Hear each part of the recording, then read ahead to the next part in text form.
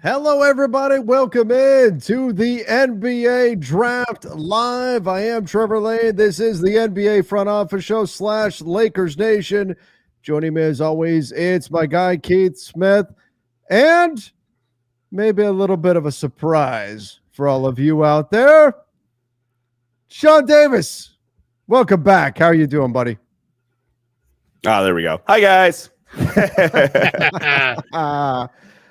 Pumped to have you with us, man. It's our tradition, right? That's We're like right. the draft night trio. We have a lot of fun with this. So super excited. But man, it's draft night. You know how it's a big night? Put on a collared shirt tonight, baby. Wow. You got fancier than I did. I just threw on the t-shirt and said, let's do this draft night. Man, I am so excited for this draft. It's going to be a really fun night. We've seen so much activity going on around the NBA already on the trade front, and I'm expecting a lot more during this one. So we're going to be on our toes, trying to pay attention to everything that's happening around the NBA. Should be a really good time, and couldn't think of two people I'm more excited to do this show with than you guys.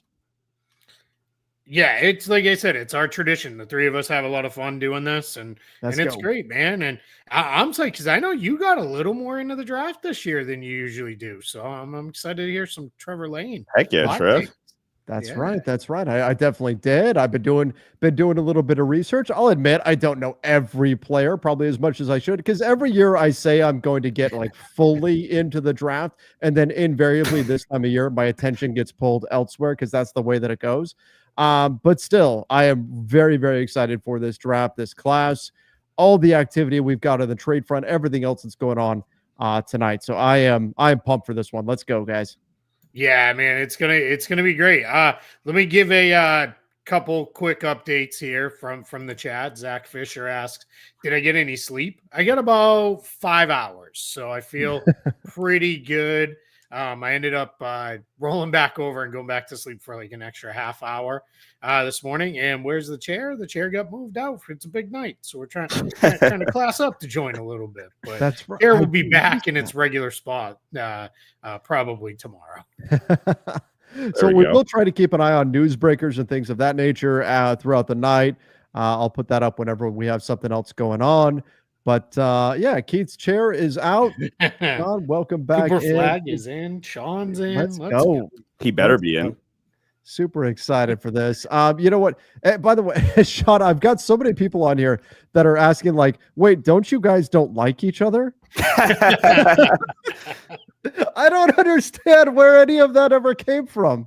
Yeah. The first month was straight comments of that. That was fun. I enjoyed that. I mean, that fist fight you guys had at 3:30 in the morning in Las Vegas. Trevor won clearly. Yeah, right. I came out scarred and battered. Oh man, that was those were some crazy times there. Everybody ran crazy with some of the conspiracy theories and stuff like that. No, Sean's awesome and has always been awesome.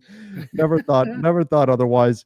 Happy to have everybody here though. And those of you jumping in from Lakers Nation, from the Front Office Show, Twitter, Facebook, everywhere else. I guess I should call it X, of course, coming in from Playback. Happy to see you all here. By the way, yeah, we have to call him Coach Sean now. Now head coach Sean Davis. Congratulations, my friend.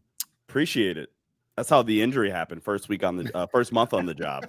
Is that really how it happened? First month on the job, like probably broke my hand. Oh man. You don't need to send messages by punching lockers that early. Yeah, what happened? To build up to it. Was doing a drill and I tried to pull the chair, Andrew Nemhart style, pull the chair as he pushed off, and I just like caught my fall. And most like clumsy way to break your hand, but it's what it is. Oh man. It was a fall backwards and put your hand back. Yeah. Oh, those are the worst. Yep. Tim White. Woj bombs will be missed this year. This is our first non-Woj draft, right? So we'll see what happens with that tonight. But yeah, this was kind of my segue into, in order for us to keep up and do the analysis as things play out, we will be going off of, if tweets come out with news on the picks. If you want to stay locked in and don't have it spoiled for you because you want to see it come across on TV, apologies, but we will be going as picks are tweeted out. We got about just over 4 minutes on the clock. It looks like here for the first pick to come in. I mean, a lot of mystery around the first round pick, the first overall pick in this draft. Yeah. Nobody knows right? what's happening there. That's it. Yeah. I think it's Hanson Yang from China. I do think he's going to get drafted and be okay. So, oh no, I agree. I think he's going to be real good. Where are you guys at on Cooper Flagg? Are we? I've seen this like hybrid LeBron James, Kevin Garnett comp out there. Are we worried at all about setting that expectation too high for Cooper Flagg? feels like a weird like comp for me. Yeah. As big as KG. Like KG was like the original, like I'm not 7 feet tall. Like I want to be 6 foot, 13 guy out there. Like he just never wanted to be called a 7-footer. Flag smaller than that, but I've termed it. It sounds weird to say it this way because we just had Wemby 2 years ago as a generational prospect, but I term Cooper as another generational prospect. I don't think there is anything he can't do on the floor. How he has improved over the last year plus as a shooter is so impressive to me. Good playmaker. It's going to take him time to figure out the NBA game, especially with his passing and shooting and all that stuff. But I think he's really good defensively. He's going to be a star day one in the NBA. He's going to be an awesome individual and team defender. My comfort was more Jason Tatum. That's who I saw more when I watched Cooper Flagg. For honestly, all the reasons that you said, can basically do everything. Not a real flaw in his game. The biggest flaw is more like there's some handle concerns potentially, but I'm not too worried about that. And honestly, Tatum doesn't have the cleanest handle either. No. So even then, I was like, okay, his biggest concern, I'm like, okay, that fits perfectly into my Tatum comp. So I think Tatum.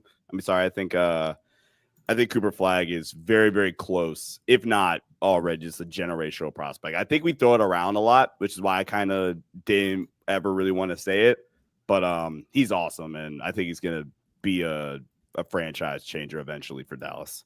If Dallas does not move Daniel Gafford, and I know they left that door open with the extension they gave him and then conveniently said, oh, no, we're definitely not planning on moving him. We love him. We definitely wouldn't trade him. Just coincidentally, we gave him the exact contract he needed to remain trade eligible, right? Because we totally buy that. But let's assume that they do suspend disbelief for a moment. If they do keep Daniel Gafford, Derek Lively, Anthony Davis, how does Cooper Flagg fit into that mix there? Do you see him playing a lot of 3? Is he more 4?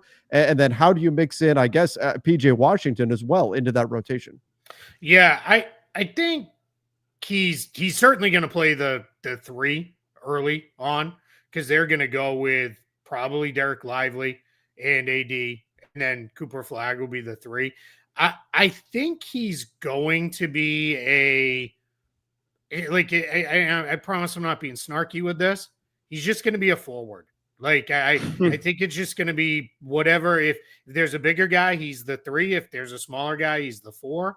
I mean, you could probably get away with super small ball for a few minutes with him at the 5. You could probably get away with a super big lineup with him at the 2 if the other team is big enough. But I think just forward, like that'll be how they'll mix and match. But opening the year, I think he starts day one, and then PJ Washington, we'll see. They've kind of got 5 big-ish guys for 3 spots, but they'll probably play a lot of them. I think they're going to be careful with AD and make sure he's ready to go for the bulk of the year. I think to Keith's point, one of the best parts about the Mavs roster currently and them kind of lucking into the number 1 overall pick is how much lineup versatility they have. I think if you are going to replicate something from what OKC did this year, winning the title, or even Boston going back to last year's title run, they both had supreme lineup versatility. And OKC can go Chet and Ihart. They can go Chet the 5. I mean, heck, throughout the regular season when both Chet and Ihart are missing time, they were able to go J-Dub at the 5 and go guards and wings with that group. Kind of similar to what Keith's talking about. So, I'm going to agree, and I think just getting Coop just adds to that line of versatility that they already have. Do we buy that Jason Kidd could really have eyes on the Knicks still, even with them getting the number 1 pick and Cooper Flagg and all of that? Like, for some reason, that is the rumor that just won't die. But Jason, I mean, you've got a really solid defensive group. They've already been connected to players like D'Angelo Russell, potentially to fill in the guard role while they're waiting for Kyrie Irving to recover. It seems like the Mavs are all loaded and ready to go. Could the Knicks actually sway Kidd and steal him away? Maybe. I don't know. We heard him just talk tonight, and he really seemed locked in on coaching Cooper Flagg. So I don't think he's leaving Dallas. It broke just like an hour ago, and the pick is in officially Cooper Flagg. We all knew. There was a report that they're going to interview James Borrego too. So we'll see where that goes. Dallas is going to be really good defensively if they're healthy next year. They're going to be really good. Really good. Yeah, I mean, they're going to be fantastic. Potentially, one of many teams in the West that could be very, very difficult to deal with. And again, if there is any truth to the rumors about the Utah Jazz and then going all in for like a Jaylen Brown or someone like that, we can legitimately see 15 of the 15 teams in the Western Conference pushing for the playoffs next season. It could be absolutely insane. But the Dallas Mavericks getting a great one here in Cooper Flagg. No surprise. I mean, I think we all know Dylan Harper is going to be the number 2 pick, or do you guys think there's any chance they could possibly move on from that selection? I don't think so. I don't think we're going to see it. I think they're going to stick. I think they're going to pick Dylan Harper. I'd be pretty surprised if they trade it. It's a weird, awkward fit in the backcourt with him and Stephon Castle and De'Aaron Fox. None of those guys are very good off-ball players. None of them are super consistent shooters. But I think the Spurs are looking at this as we have Wembanyama. We have a very long runway. We do not need to rush this. Pick the best player. We'll figure it out between those 3 guys. Yeah, just pick the best player here at 2. And that's Dylan Harper. And that's what we're expecting the Spurs to do here in this one. And then at 3, we've got the draft. I mean, most people think the draft starts at 3. Did Ace Bailey do enough to scare off the 76ers? We'll see. We'll see. I don't know that that's where Philly was going to go anyway. VJ Edgecombe fills a real need for them. We'll see, where they want to go with that. That would also give them options if Quentin Grimes got like a bigger offer than what they wanted to match this summer. We've seen Sean Marks play games with rival teams with offer sheets in the past, so maybe that's the way that goes down. And if you have VJ Edgecombe, all right, go ahead, Quentin Grimes, take $25 million a year from Brooklyn if that's what they throw you, and we're not going to match it. So we'll see. The Ace Bailey saga, which will start here in a little over 3 minutes. We'll be watching that one, until he comes off the board. I think he slides. How far do you think he slides? Washington, potentially. That's probably the furthest he slides. I don't think he gets past 6. I'm with you. Completely agree. I also think that if he starts sliding even into the 5 range, somebody has to trade 4, up. I think Brooklyn may trade up to get it. Brooklyn has 5 first-round picks. I've been saying since yesterday when they got the 5th pick in the first round, meaning the 5th, like 5 total picks, not the 5th pick overall. I said I'm most confident that Cooper Flagg will go number 1. That's my number 1 most confident thing. My second most confident thing, even more than Dylan Harper going number 2, is that the Nets will not draft 5 players for themselves. They are going to make trades with that. I think we're going to get plenty of deals going on tonight. And guys, I will put the tweets up in just a moment when we get anything that's particularly interesting. Right now, it's all just, Cooper Flagg went number 1 overall. But I'll Shams put tweets doesn't up. need to work yet. He needs to get to work at 3. He's finishing a piece of pizza or something and getting ready to go. Let's see here. Jazz wants to know, will Cooper Flagg be better than Luka? I mean, obviously that's setting the bar really high. Let's just enjoy talented players and we'll see what happens with them. Right. Yeah. I don't want to put that kind of pressure on him. And Luka is one of the best players in the league. That you would be asking him to be a top 3 to 5 player in the NBA, and that's a big ask. I think he's certainly got that potential. I think he could get there, but let's see where it goes. Yeah, absolutely. Absolutely. It needs to be given time to sort of figure things out and go from there. The Dallas Mavericks, obviously, there were a lot of people who said draft is rigged, immediately jumped to that when the Mavericks won the lottery. But this is also what happens when you try to flatten out the lottery odds and you try to discourage tanking. You can get situations like this. And the Mavs are a talented team already. If they're healthy, I think they can be one of the better teams in the Western Conference. And now you're adding the number 1 overall pick. Man, I think the Mavs are going to be they're going to be tough next season, especially once they get Kyrie Irving back. Maybe looking at January, perhaps February. Yep. Yeah, on that one too, there were a couple people said, why so early with Kyrie Irving? Why is he going to rush back?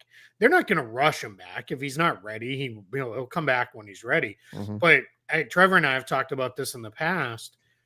Kyrie Irving is not trying to protect 10 to 15 more years of his career. Like, he knows he's probably got 5 really good years left on the high end. And for him, if that means he knocks off a year towards the end, it's not the end of the world, because he's not going to be there, for another 10 years. If he was in like year 8 of his career, you might say, all right, yeah, take your time. But at this point, yeah, if he feels like he's ready to go, and if it causes him problems 5 years from now, well, he's probably retired at that point anyway.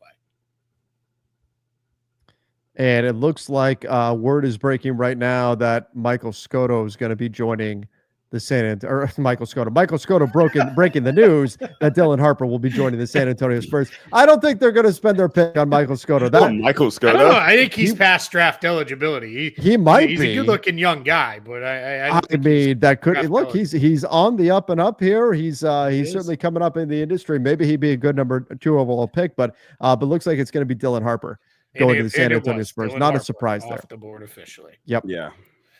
Spurs will figure it out, right? You play those guys. Let's see what it looks like. You've got, those 3 guys. Even Harper and Castle can also defend up enough. I think you can play them at the 3 and see what it looks like. Sean, what do you think about the fit there in San Antonio? I think it's a questionable fit. I think Dylan Harper's arguably the better off-ball player of the 3.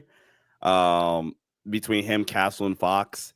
I'm just going to go back to kind of what Keith said earlier. And man, you just take the best player on the board. You kind of just figure it out later, whether it's a long-term trade, maybe you trade Castle for a bigger fish down the road, or whatever the case may be. You just take the best player, and Dylan Harper has a lot of lead guard tendencies that with the right development, like Dylan Harper in 3 years could be the lead guard here, and it's not De'Aaron Fox. So just take the best player and you figure it out down the road.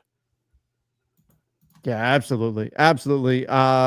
It's what you have to do. I think we've seen all throughout NBA history, teams have made huge mistakes when they don't draft the best player available, when they instead worry too much about fit. And so it's so important. Take the best player and then figure things out later, particularly when you're a young team that's building, you're growing. San Antonio, I know they want to make that leap next year, but I think they are a team that needs to just make sure they're getting the best top-end talent and then sort things out as it comes. And so that's what they're going to do. Dylan Harper makes a ton of sense to them. They land with Harper here, and then the Dallas Mavericks getting Cooper Flagg number 1 overall. Now the draft really begins at the 3rd pick. Did it work? Is it VJ Edgecombe? If Ace Bailey had gone to every workout, would it still be VJ Edgecombe? What are we thinking on this one, guys?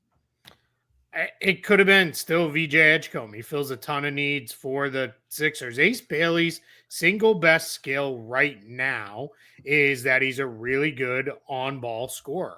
Like, that's his best skill. I think he's a better playmaker than he's gotten credit for. He's a much better rebounder than anybody ever mentions. And he's actually pretty good defensively when he's engaged. He's a really good athletic kid who can be a 3-4 in the NBA. But the challenge for Philly is you've already got Paul George and Tyrese Maxey as your primary on-ball guys, plus Joel Embiid, when he's healthy, eats up a ton of usage because he's a big man who gets a lot of touches. And then you got guys like, that's before we get into like Jared McCain, who's going to have the ball quite a bit in his hands. Ace Bailey just isn't a super clean fit. That said, boy, he would give you some nice cover if PG misses time or it's slow for him to get back. But I don't know. I've just had this feeling for a while. This is either going to be a trade like back, or this is going to be VJ Edgecombe. I would throw Trey Johnson in the mix there.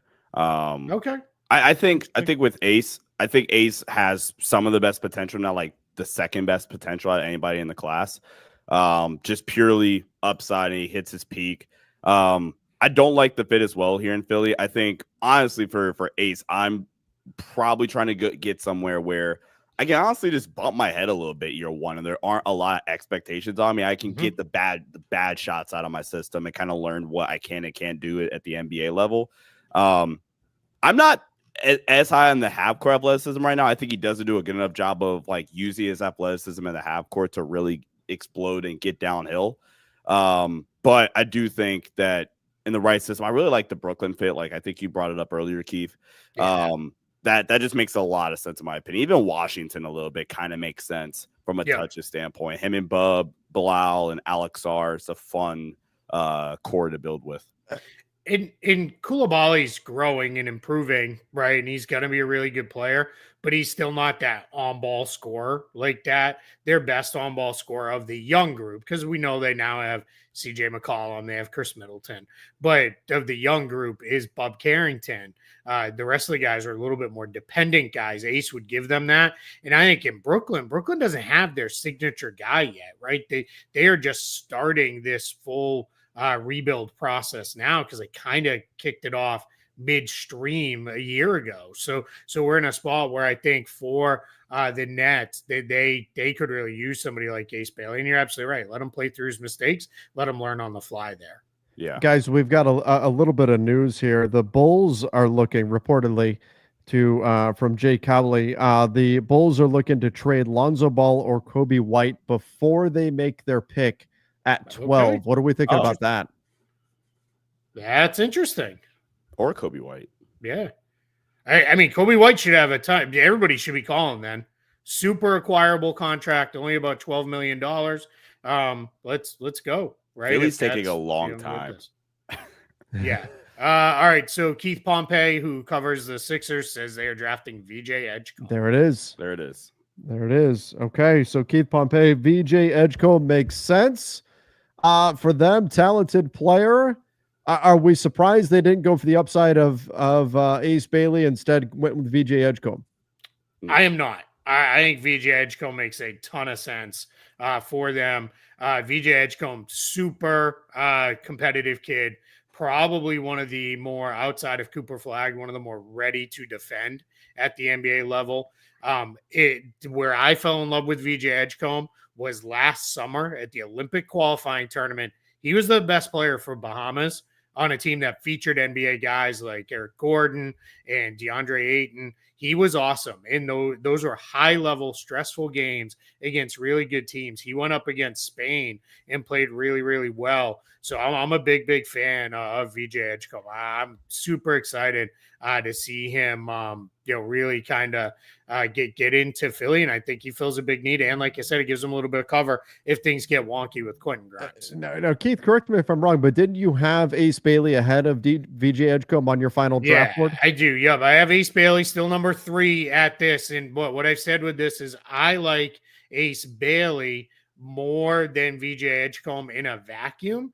But for Philly, I like VJ Edgecombe more to them. Sean, is that where you're at as well? That the fit is enough to be a tiebreaker here and bump Edgecombe above Bailey? Yeah, I think Philly's a unique situation where drafting for fit here makes sense. And Ace Bailey kind of blew you off, so you have a little bit of he did do that. Definitely did. You have some additional reasoning there. I think some of the offensive versatility with VJ Edgecombe, 93rd percentile off-screen score this season, a good spot up, weapon as well. Want to improve some of the strength and clean up some of the turnovers, I think, with VJ Edgecombe, but the just athletic traits and tools that he has to work with, along with the like Keith said, being ready to defend. I don't even remember how he said it. Ready to defend right away or something like that. Yeah, something like that. We knew where I was going. He's a guy that's just going to be able to come in and not demand a lot. I think that was another point that Keith was talking about earlier that I think makes a lot of sense. He's just really going to come in and just kind of get his touches in the flow of the offense and be completely fine. And then you build on his tools as you go forward post Paul George. And you can really look forward with this team long term with him, Maxey, and Jared McCain when you get Jared McCain back healthy. And hopefully absolutely. Your backcourt, if they re-sign Grimes, and there's no reason why they shouldn't, you're set, right? That's 4 guys. There's your 48 minutes of guard play right there with McCain and Edgecombe backing up Grimes and Maxey. Let's go. You can live with that every day. So now, does this inform us at all of what Charlotte is going to do here at 4? Is it just you take Ace Bailey, or what do the Hornets do, given that it seems like Bailey is trying to push to get to maybe the Wizards, maybe the Pelicans? What do you do if you're the Hornets in this situation? Yeah, really interesting report out of Charlotte. A local reporter today reported that they are focused on high character players. They feel like they've gotten a little too far astray with some of the things that happen. And ownership is they're okay with rebuilding and not winning, but they want to do it around high character people. I'm going to use that as an entry point to say with Ace Bailey, he's not a bad kid. His draft process has been weird. He's gotten some weird advice, but there's no off-court trouble with this kid. He doesn't get in, any kind of legal trouble or anything. He's immature, but he's 19 years old. Like a lot of 19-year-olds are immature, but everybody says he's a great kid. Everybody loves him. So we'll see, what teams can get past that, can't get past that, what it looks like. But it's a really, interesting spot here with Charlotte. This could be another potential trade watch spot, right? If Charlotte feels like whoever we can pick now, we could get at 8. If we can get the 8th pick plus out of Brooklyn, maybe they trade back if that's where it wants to go. If Washington really wants Ace Bailey, let's go. Because Ace Bailey's a little bit of a weird fit with the Hornets because they've already got Brandon Miller. You've got Miles Bridges in the fold there. So not a super clean fit. The Hornets currently on the clock, 3 minutes and 20 seconds to go. This is going to be obviously a big decision for them. Sean, where are you going if it's your pick? This is a decent conk and nipple spot in my opinion. I think I like that. In some drafts, and maybe say it's a little bit early, but I think if we're talking about guys that make sense for the current roster, I like his fit a lot next to LaMelo, next to Brandon Miller, specifically offensively. I could also see if Charlotte really, really wanted to get off of Mark Williams still, I could also see them kind of trading back, seeing if Washington or Brooklyn wanted to come up to get Ace Bailey and trading back and seeing, okay, cool, is Kamal Maliwatch going to be here at 6 or 8 if it's Brooklyn or Washington, and getting a little bit more value if you're going to go the big route and you really want to get off of Mark Williams. So I think I'm probably going conk and nipple, or I'm seeing if I could trade back and getting a big. I like that. That would make some sense. I like this tweet from Mark Deeks. Shams doesn't need to spoil picks. The competition retired. He won. That's funny. That's a pretty good one. It does seem like it's not quite as, and obviously we're still early here, but for a while there, it felt like it was Shams, Woj, and seeing who could get the tweet out first and all of that. 100%. That was a big part of the story of the draft, was not so much who's being picked, it's who's winning, Woj versus Shams. And we don't have that kind of undercurrent right now. Yeah. One thing I will say too for Ace Bailey, since we're having that conversation, keep an eye on Utah. I know it's been reported he doesn't really want to go there. Danny Ainge prizes like pedigree as a former top high school prospect more than a lot of other GMs do. I know he's not running the show now. Austin Ainge is running the show in Utah, but Danny's still going to be involved. So I'm curious here to see if maybe they say, you know what, hey, he's the best guy. We think that's where it is. We're gonna grab him now. So let's see. It's as a lot of people are putting out there. The draft has now started. That's right. We're into it now. Yeah, draft starts now, and we'll see what think the this is Hornets ultimately Continental. do here. Let's see what we've got there. I mean, the clock is ticking. As I'm watching here on playback, they've got 45 seconds left to make this selection. I know there's some infamous moments in NFL history where teams have failed to get their pick in time. I can't recall that ever happening in the NBA. Yeah, I don't think it has. And the pick is in. Here we go. Let's see. All right. If this is like a super weird pick, I don't know how weird it would need to be, but we could be looking at maybe this was Charlotte picking for somebody else. Anthony Bennett. All right, we're getting word it's Con Knipple. Oh. Yep. Sean was Makes right. sense. Yeah, There it is. I like that one. I like that spot for Knipple. He fills a need. He can be a 2 or a 3, which really fits with Brandon Miller. He should be a pretty good shooter. I think he's a better scorer and passer than he got a lot of credit for throughout the collegiate year at Duke. So I think he's going to be pretty good for them. Do you like the Desmond Bain comps that he's kind of gone? Yeah, not bad. A little bit bigger than Desmond Bain. A little Does that have T-Rex arms? Yeah, he does have that going on a little bit too. Yeah, that's not a bad comp though. That's pretty solid. That's not a bad one. Obviously, with the Charlotte Hornets, they're picking up Khan. That's not a bad selection for them. I think it makes a lot of sense, and we'll see. For the Hornets, so much of it is can they stay healthy? Obviously, with LaMelo Ball, with Mark Williams, with some of the other players they've got on the roster. Grant Williams, we'll see where that all goes. But this is a guy who I think makes a lot of sense for Charlotte, and maybe your prediction of maybe Utah for Ace Bailey. Maybe that's where this ultimately lands here because they're now going to be on the clock, or potentially here too. Mm-hmm. Yeah. I actually really like Ace to Utah. Like, just think about the fit, him with Will Hardy in Utah as well, and him playing off of Isaiah Collier. You still have Laurie Markkinen, who could be a somewhat effective, just off-ball scorer for them. Them getting Ace would be cool. And then with Con Knipple, had a 64.2 true shooting percentage last year at Duke. Ooh. Elite feel for the game, elite three-point shooter.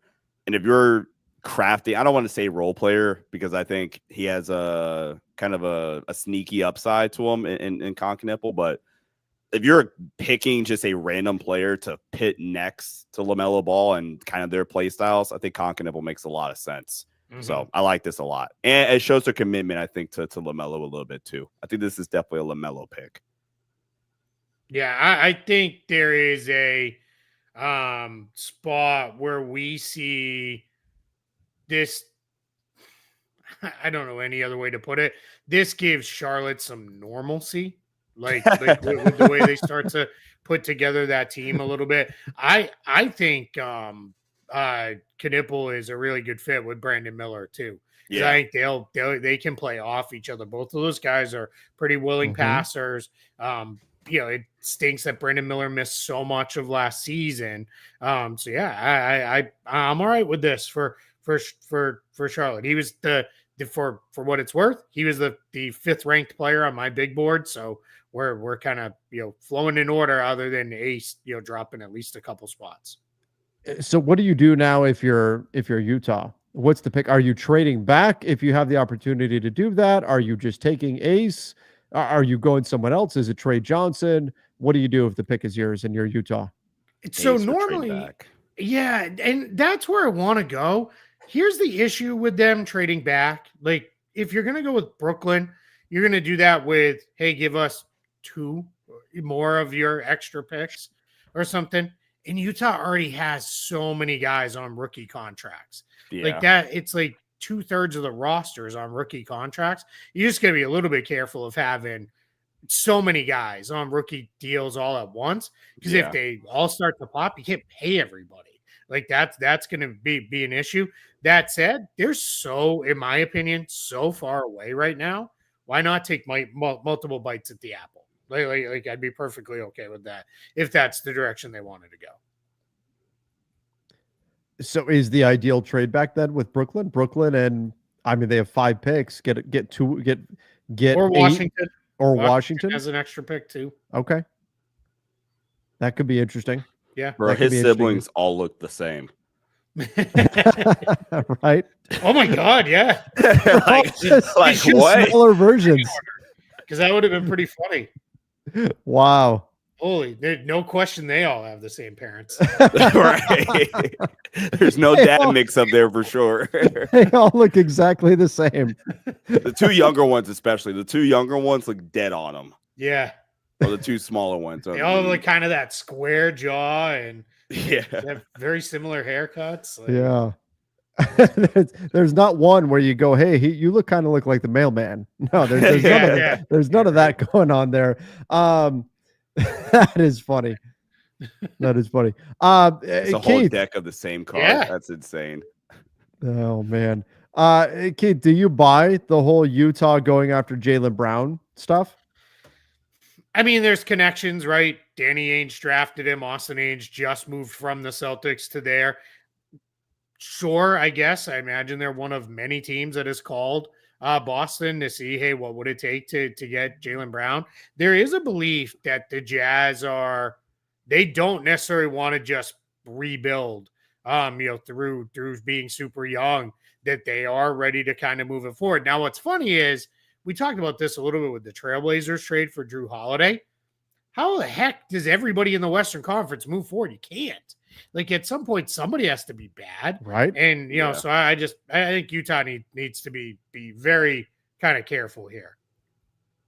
I think at some point, and we already saw it with Memphis, the market dynamics are going to say that this could be the right economy to sell into, and Memphis did it. They got overwhelmed with draft capital for Desmond Bane. Mm-hmm. And I don't think they're the only one that's going to do it. I think other teams, and I don't know who, but it'll be some surprise teams, are going to look around at the market and they're going to go, man, we can get this much right now because the demand is so high. Okay, let's go ahead and make this decision. Somebody is going to sell into all this demand and reap the benefits of it. Yeah, at some point. Yep. Yeah, that's why we've been talking about this is much more of an in-season thing, certainly not a draft night thing. But this is where we've been talking about if you are a early seller, you could really make moves, big moves in the Western Conference because you might be able to get ahead of it and bottom out very early. Do you fear the Celtics bottoming out? No. Here's the big thing I think with the Celtics is I think they want to be very careful of when Jason Tatum comes back a year from now, living out the living version of the Will Smith meme.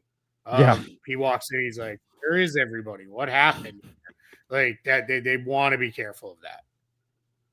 All right, absolutely, Utah. So. Well, we're about to find out here in a moment. I'm scanning TweetDeck right now, and I'm not seeing anything yet. Yeah, I don't see anything yet either. The pick is in. Oh, it is Ace Bailey. Okay, so it is Ace Bailey. There it is, and nobody spoiled it. Like as far as I could tell, that went live to the broadcast. So I believe so. I'm going off of. Legion Hoops here had Ace Bailey as the number one. I don't know if I missed someone else had it. A couple people are dropping it in now, but okay. I mean, yeah. Here's the thing. This doesn't mean he's staying in Utah, right? Yeah. This would be a very Ainge move. Both Danny and I think Austin learned from his dad pretty well. They might want to go, all right, we got him. Now you want him, Brooklyn? You want him, Washington? Mm-hmm. You want him, somebody else? You got to come up and get him. And yeah, there's Shams confirming Ace Bailey. Yeah, it is indeed.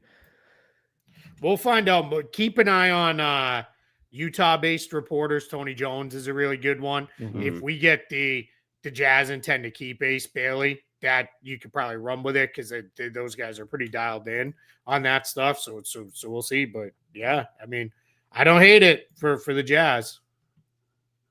Sure. Yeah. I think it's obviously a solid pick for the Utah Jazz. I don't know if that's exactly where he wanted to go. Seemed like he was trying to get to Washington or New Orleans. But again, Keith, I always reference this, but you've got guys who have tried to steer their case or steer their direction in one way or another. We think about Steve Francis way back in the day, Sure. Danny Manning. I mean, go way back. But we also think about the Golden State Warriors, who said, you know what, Steph, we're okay if you don't want to be here. We want you, and they took him anyway. And obviously, it's worked out quite well for that franchise. I'm a big believer in you take the guy that you think is the best player, and you let everything else just be noise. Yeah, absolutely, without a doubt. And this is so Jonathan Givony just tweeted the Jazz are keeping Ace Bailey. That again does not surprise me, given the Ainge involvement there. Both Danny and Austin are running the team now because they love guys who were super high level recruits coming in, and if things got a little bit weird, like you go back to Boston, Marcus Smart. They picked him because part of it was Marcus Smart was such a high level recruit. They picked Jaylen Brown when Jaylen Brown had a really weird season at Cal. As his 1 year there, and they were like, we're going to look past it because it was a weird situation. That Rutgers team was an absolute tire fire. It was the most thrown together team I've ever seen, and it was like, hey, Ace Bailey and Dylan Harper, do whatever you want. Like, we'll figure it out. Handing a couple guys that young, that kind of responsibility, probably not great. But I think this kid can really play. And Hendricks is hurt. We don't know what his career is going to look like. I think you could get some mileage out of the two of them together as a forward combo. So I'm excited about this for Utah. Yeah, I like this a lot. And there's Jake Fisher confirming there's no trade. Ace Bailey to the Jazz, one spot before his perceived preferred home of Washington. That's the most Ainge move ever. Like, too bad for you guys. So Washington, is this? Do you sneaky go another big to pair next to Sarr? You could, because Sarr could. I think he could play at the 4 in the NBA. You're thinking like a Kamama watch? Yeah. Or do you go second guard creator kind of, and do you go Trey here? Not a bad. Could be kind of weird.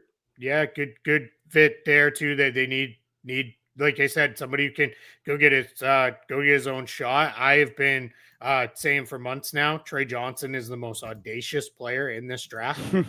Like he is everything Jordan Clarkson has been. Trey Johnson is that. Like he's like, he walks in the gym and he's like, I'm the best player here. Like, let's go. Like, I'm going to score on anybody. Like, he just has that full belief. Remember how Bennett Mathurin was like, LeBron's going to have to prove to me that he's better? That's kind of where Trey Johnson is a little bit confidence-wise, which I personally love. Like, you don't make it to these levels without being super confident. So I'm super excited, for him in the NBA. I don't mind that one. My next guy is Kasparis Yakushonis.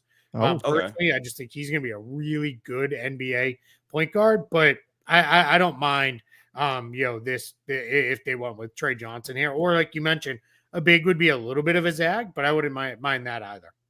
Guys, just real quick, this is off topic, a little bit of an aside here, but John Gambadoro out of the Phoenix market saying now that he expects the Phoenix Suns to be active in upgrading their roster, and he would not be surprised with a trade or two coming for the Phoenix Suns, not just including their pick here. So sounds like Phoenix is intending to be active. They have the 10th pick, but we could see some fireworks here on the trade market too.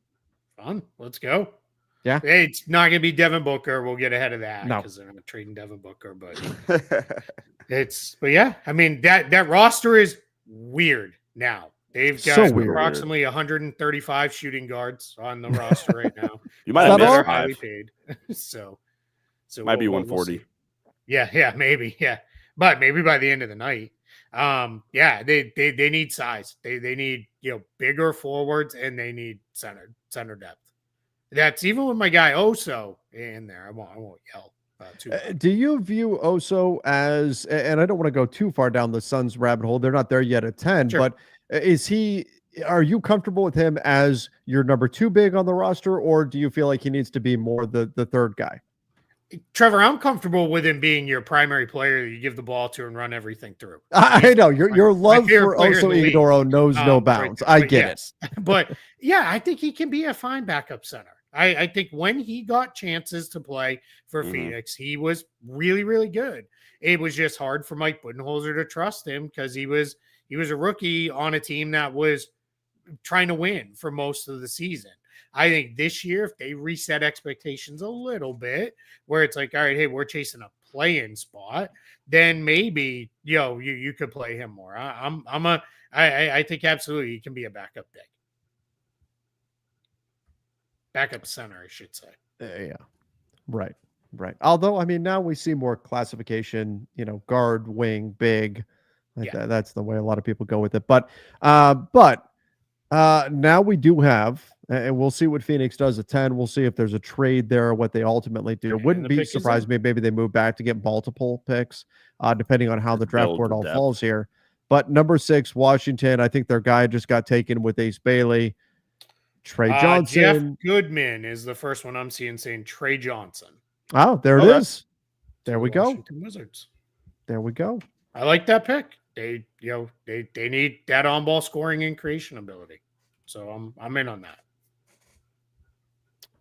Trade Jordan Poole and get Trey Johnson. Right. Do we think that Washington finishes the season with Middleton, Smart, and CJ McCollum all on the roster? And Kelly Olynyk, let's add him. And Kelly Olynyk, yes. Apologies to the Canadian. Absolutely not. Maybe one or two of them, but they're gonna. I think we're gonna see those guys move. And it's gonna be like what no shock, right? That the Thunder, who just won the championship, the Wizards front office has very tight ties to Sam Presti and the Thunder. A lot of those guys worked over there, and they're trying to take a Thunder-like approach to the way they're doing this rebuild. And I think it's going to be bringing these bigs or these vets rather, get picks for them when they come in, and maybe get picks for them when they go out. I think that's going to be how they start really building up that asset base in Washington. Trey's easily one of the best just half-court isolation creators in the entire draft. Yeah. Elite shot maker, shot nearly 40% from 3 on almost 7 attempts per game. And he will take any kind of 3-point. Any kind of 3. Off the dribble, contested, pull-ups, deep spot ups. Like he'll catch and shoots coming off curls. Like just about any kind of shot he can get, he will let it fly. And I think just getting some semblance of half-court creation is going to be awesome for them. Well, I'm curious is, and I don't think he has to, because you do have Bub, who I trust a little bit more as just the table setter for the offense, get everybody their touches. I'm curious if there is like some primary ball handling ability in there for Trey long term. Yeah, I think so. You can run some 2-man stuff too with him and Sarr and Koulibaly because those guys showed improved passing ability as things went along. So yeah, I mean that there's a lot of different things you can do with Trey Johnson in that Wizards offense. And good news is they don't need him to do it right away, right? Yeah. They've got, while those vets are there, McCollum, Middleton, Smart, Olynyk, they're going to help these guys learn how to figure it out. With this, one of the things I like with Trey Johnson, I already said he's super audacious, which I love, but like they're going to, for lack of a better term, they're going to beat some of those bad shots out of him. Those vets will, because they're going to be like, hey man, this is not what we do here. And that will serve him well long-term. Yeah. So now we have the Pels on the clock at 7. Do you want to combine Malawach with Yves Missi? Is that the way you go if you're the Pelicans, or what do you do at 7 if you're the Pels now? I would think about Malawach for sure if I'm the Pelicans.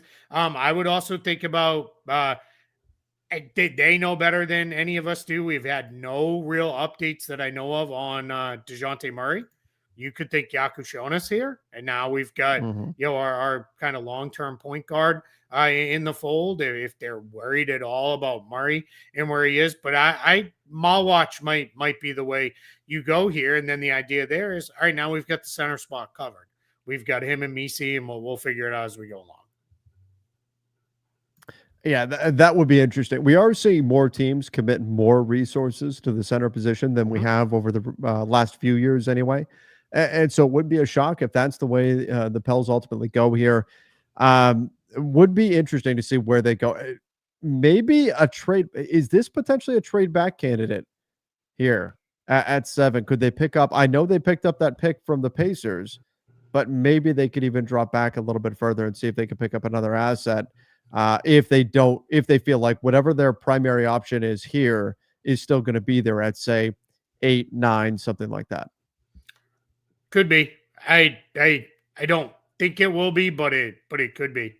It's, especially if a team really wants to come up from Watch. Yeah, sure. I mean, we've heard a lot of teams really like him there. Toronto was heavily linked to him in the past. Phoenix, this could be a spot where Phoenix could maybe try to move up a little bit. They also have 29, so if you're New Orleans, say, yeah, we feel like we could get somebody pretty good at 10. Like, why not go back and pick up another pick as they kind of reorient the roster a little bit? This feels like a trade spot. Yeah, it could wind up being. We've got 2 minutes and 45 seconds on the clock here now for the Pels, and we'll see what they ultimately wind up doing with those pick. Are you surprised that we haven't had any movement on the trade front just yet in this draft? A little bit, because I thought the Bailey situation might see Washington or Brooklyn go up to get him. But I kind of get it. Like, I kind of get it with this of, all right, Utah said, nope, we're taking him. We're going to keep him. So we're a little surprised. Yeah. All right, let me get into some of our super chats here. Jay Saul said, do we expect the Lakers to make any moves tonight? I mean, they have the 55th pick in the draft. It's not like they'd be trading up from like 12 or something to try to move up in the draft. So it's going to be pretty tough, I think, for them to try to make that kind of a move unless they want to really commit some kind of significant asset. Not completely impossible, but I would say probably unlikely that they go after kind of one of these top prospects. I think where you're more looking for the Lakers to get involved is maybe as a third team in a trade, something to try to land a player. And that doesn't necessarily have to happen tonight on draft night. So look, I know a lot of Lakers fans are looking for the team to make moves. Over a third of the NBA has made trades so far, and there's frustration with the fact that the Lakers have not been among those teams. But be patient. The Lakers, they don't have an early pick in this draft. That might put them in a difficult spot to try to make any kind of a move here. Yeah, if they're moving up, it'll be moving up tomorrow, into the second round, middle of the second round, early second round. I said it, I think, on our show yesterday or maybe the day before. I do not think that's the right use of resources for the Lakers to try to move up in this draft. You're set up to win right now. You need to go get veterans, not kids. This one's interesting. Andrew Escamillo said, if, let's say, every GM job in the NBA was vacated and you got to pick which one you wanted, what do you take? So I'll take different ones. Yeah. All right. All right. The easy pick. I'm going to go away from give me the Spurs and Wembanyama. Oh, I'm done. Like, see you later. That's easy. I'm easy. See you in 5 years. Yeah. Like, I'll let's figure it out. Yeah. I mean, what about the reigning champs, the Thunder? That would have been my second choice. Yeah. Yeah, that's not a bad one either. They take Fears. Little Jeremiah Fears. Not super Pelicans. high on Jeremiah Fears. I'm really, really nervous. He doesn't shoot. Like, he doesn't shoot and he's small. That interesting. I don't like that combination. The first draft as the Pelicans lead decision maker, Joe Dumars, and they go Jeremiah Fears. DeJounte Murray, we're waiting for him on an Achilles injury. Yet another player with an Achilles injury. We'll see as he recovers. They also picked up Jordan Poole. What do we think about the fit there? I forgot they just got Jordan Poole. Yeah, I don't know. I'm nervous about Jeremiah Fears. I mean, he's a tough kid. He competes. He's a really good ball handler. He gets to his shot. The shot just doesn't go in very often. I'm just pulling it to make sure I get it right. Yeah, 28% from 3 on 4 attempts per game. Yeah. Not very. Free throw percentage is good. So, well, maybe it'll improve, but I don't know. I'm just a little bit nervous that is he going to be able to get good shots, and are those shots going to fall? And Keith, you're referencing free throw percentage because sometimes there's a belief out there that overall free throw percentage can be a greater indicator of true shooting talent than just raw field goal percentage. Correct. Yep. I would have liked him a little bit more for his personal development in Brooklyn. Again, a spot where he has a little bit more time to just go through his mistakes and things of that nature. Although at the same time, though, man, he gets to play, in theory, next to long-term Trey Murphy, gets to play next to Zion, gets to play next to Yves Missi.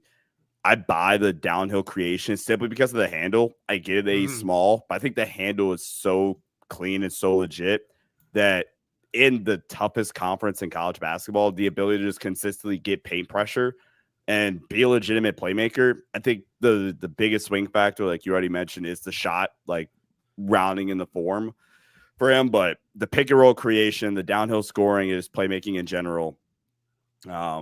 I get the concerns, like the defense, the strength in general, and the shooting. Like Jeremiah Fears is iced out. Did you see that? Oh yeah, the zero fears chain. Man, that was something else. Yeah, I mean that's cool. Like Trevor will remember this. Sean, you're too young for this. Remember No Fear?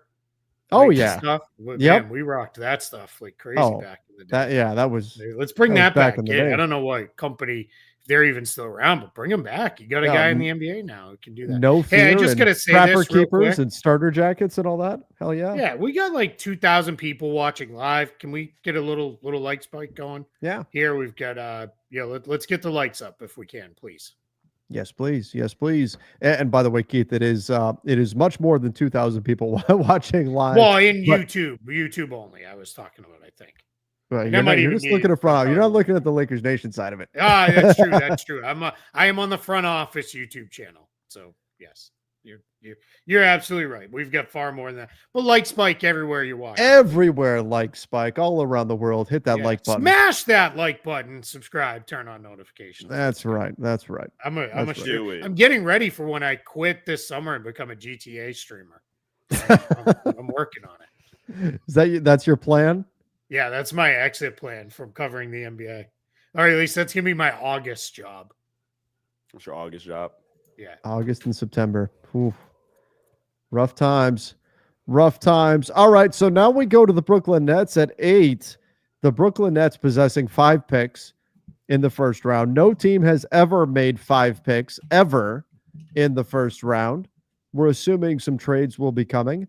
Do they move 8? Do they keep it? What do we see happening here?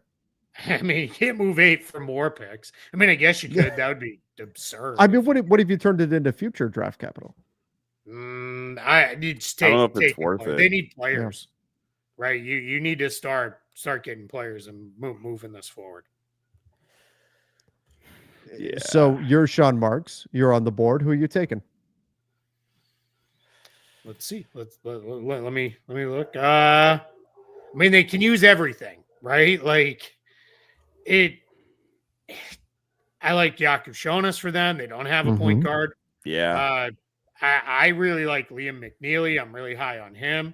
Malwatch I'm okay with. If they wanted to go big, that would also give them the option of moving to Claxton, which has been rumored for quite some time. I know I just said Lakers fans' hearts all Twitter there with that. But yeah, they would be, for me, it's got to be one of those 3 guys. So let's see.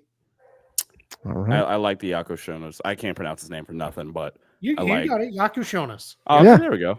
Yeah. Yeah, I like that fit. We've got D.A. Baracus mentioning Day'Ron Sharpe is also a restricted free agent. Yeah, but I mean, he's not the kind of guy that some team's going to break the bank to go get. And don't get me wrong, I love Day'Ron Sharpe and I love what he does on the boards. I don't think the Nets are really in danger of losing him, though. He is here's the challenge. Restricted free agent, and the only team that has cap space is his own team. Exactly. Exactly. You know, and if a team threw him the mid-level, maybe the Nets would be like, all right, go ahead. Like we're not going to do anything, but I don't think that's going to be how it plays out. Hey, look at our guy Jared here. Be like Jared. Like he just went and liked on both streams. Let's go. Overachiever, my man. Front office show and Lakers Nation. Let's shout out Jared. Everyone be like Jared.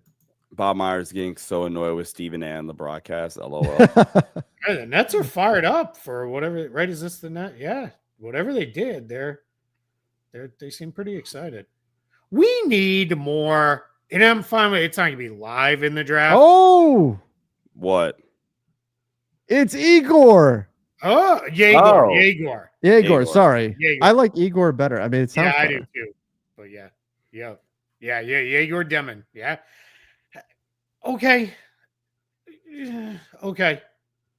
It's not a huge reach. I had him he was 13th on my board, so you're in range. I just okay. You sound thrilled with that pick, Keith. He You just sound can't so shoot. excited. Like I'm not told that he's going to be able to shoot. I think here's what you want to know. My very simple worry that he's going to be Josh Giddey 2.0. I think bad. that's like the perfect player comp for him. Not bad at all, but like not great either. You're not building a team around that. I don't know. I don't hate it, but and the Russians don't even own the team anymore.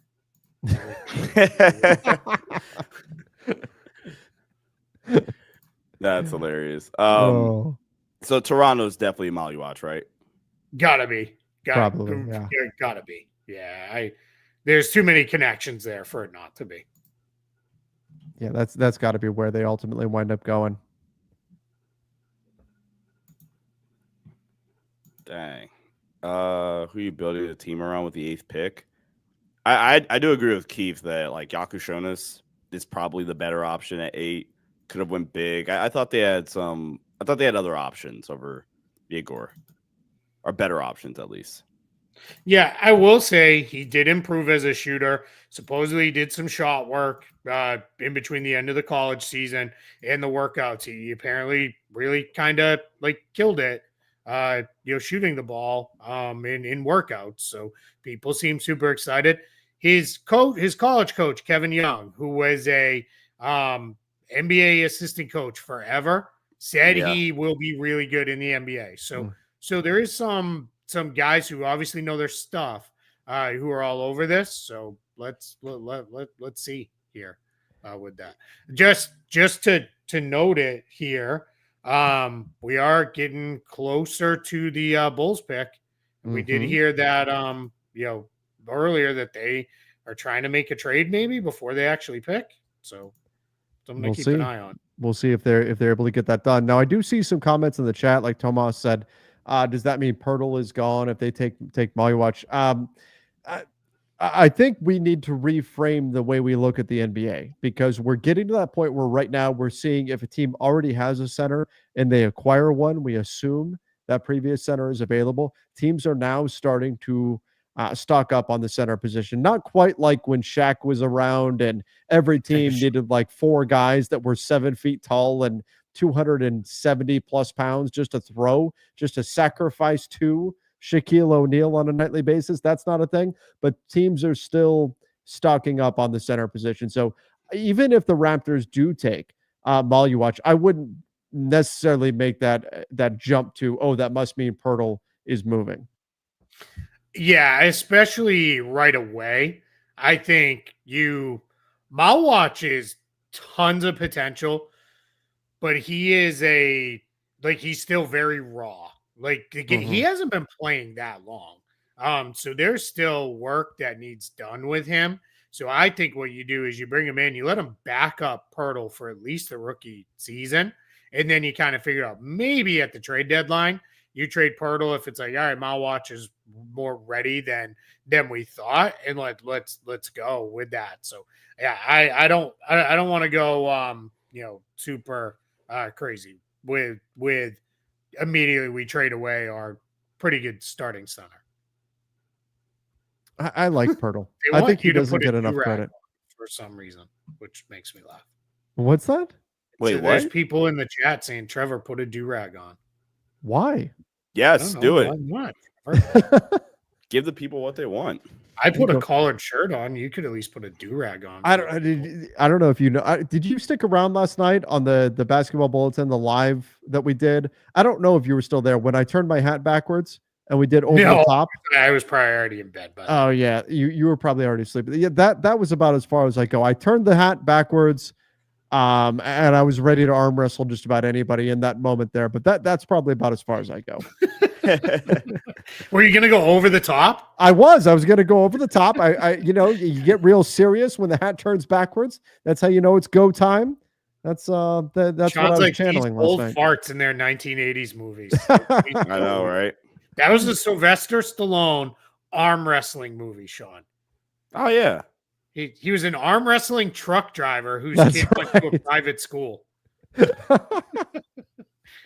It's a classic. It's Yeah. a classic. I like it. And the funny thing is, I never really understood what going over the top would actually do. But then again, I'm not well versed in arm wrestling. Apparently, it's about leverage in arm wrestling. I don't know. I have a feeling Brad Stevens will be real good at it. I'm not sure why, but I just think he would. Because he's really good in trade leverage. Yeah, exactly. Can I gotta, all right, we're in a little bit of a lull here while we wait for Toronto. It's a quick soapbox moment. Celtics fans get super mad about the Porzingis trade. And I was like, if they had made that one first and then made the Holiday trade, I think they would have been like, all right, well, we got Simons, who's not bad. And yeah, we went here. And it's just the goal was not to get a real good player for Porzingis. And I think George Niang is actually helpful. I don't know how helpful he's going to be on a team that needs a lot, but they I do think that the goal there was met because they shaved off $22 million in salary. Like that was the end goal with that one. So just you gotta calm down a little bit. We've got a couple super chats too if you want to get to those. Yeah, I'll definitely jump over those. A chat question over on Playback said flannel Trev was a vibe. It's just too hot to wear flannel right now. Otherwise, I'd be rocking that. It's just too hot right now. Mission 86 said, I have nothing profound to say unless the Lakers do something unexpected, which would be literally anything. Considering just saying hi to my guys. Hope your summers are awesome. Vegas is ready for Summer League. Come on. That's right. We're counting down weeks away from Summer League. Let's go. I will be in Las Vegas. I get in on the 12th. I'm leaving on the 20th, but if I'm gonna meet up with anybody, it'll be on by the 19th because I'm on the very first flight out, like 5 a.m. on the 20th. I have to get home. So, but yeah, yep. Dude, that 5 a.m. Vegas flight, that is an adventure. That's an adventure. It's either empty and like no one's on it, or it's like the people are like, you know what, let's just not go to bed, and they stumble on the plane. Exactly. Exactly. I've seen both ways, trust me. But yeah, after 8 days in Las Vegas, I am ready to go. Sean remembers Vegas on No Sleep, don't you? Oh man, that was fantastic. Or on sleep. Oh man, those are fantastic memories. A couple things I'm just gonna pump right now over on Spot Track. We are adding and updating the picks as we go. To there, our guy Scott is doing yeoman's work with that, as well as we made a couple changes where the pending trades are now showing as pending on the team salary pages, as opposed to just dropping them in there immediately, which allowed us to keep the trade machine still accurate. Because I had Rockets fans who were like, hey, we can actually do this because we haven't made this trade, or these kind of things. So those are changes we made to both the team pages as well as the trade machine. So we're constant feedback, keep it coming in, and we're trying to do our best with that. Always all kinds of stuff being updated. In fact, to the point where I want to go in and look at a trade and I'm like, damn it, they updated it already. Like they're moving players. And so this is a great solution to that, because now we can see the deals that are pending and not quite through yet. They are constantly doing, especially this time of year, there's all kinds of stuff that's happening over there on Spot Track. They do an absolutely fantastic job. And that's why they are always the go-to for us whenever we're showing salary cap info, anything like that. Look at our guy, George Garrison. Me and my mom were in Over the Top as extras in the military school. Let's go, George Garrison. Superstar. Man. On stream. That's a crazy coincidence there. I got to pump Spot Track. Yeah, we have a baseball trade machine now too.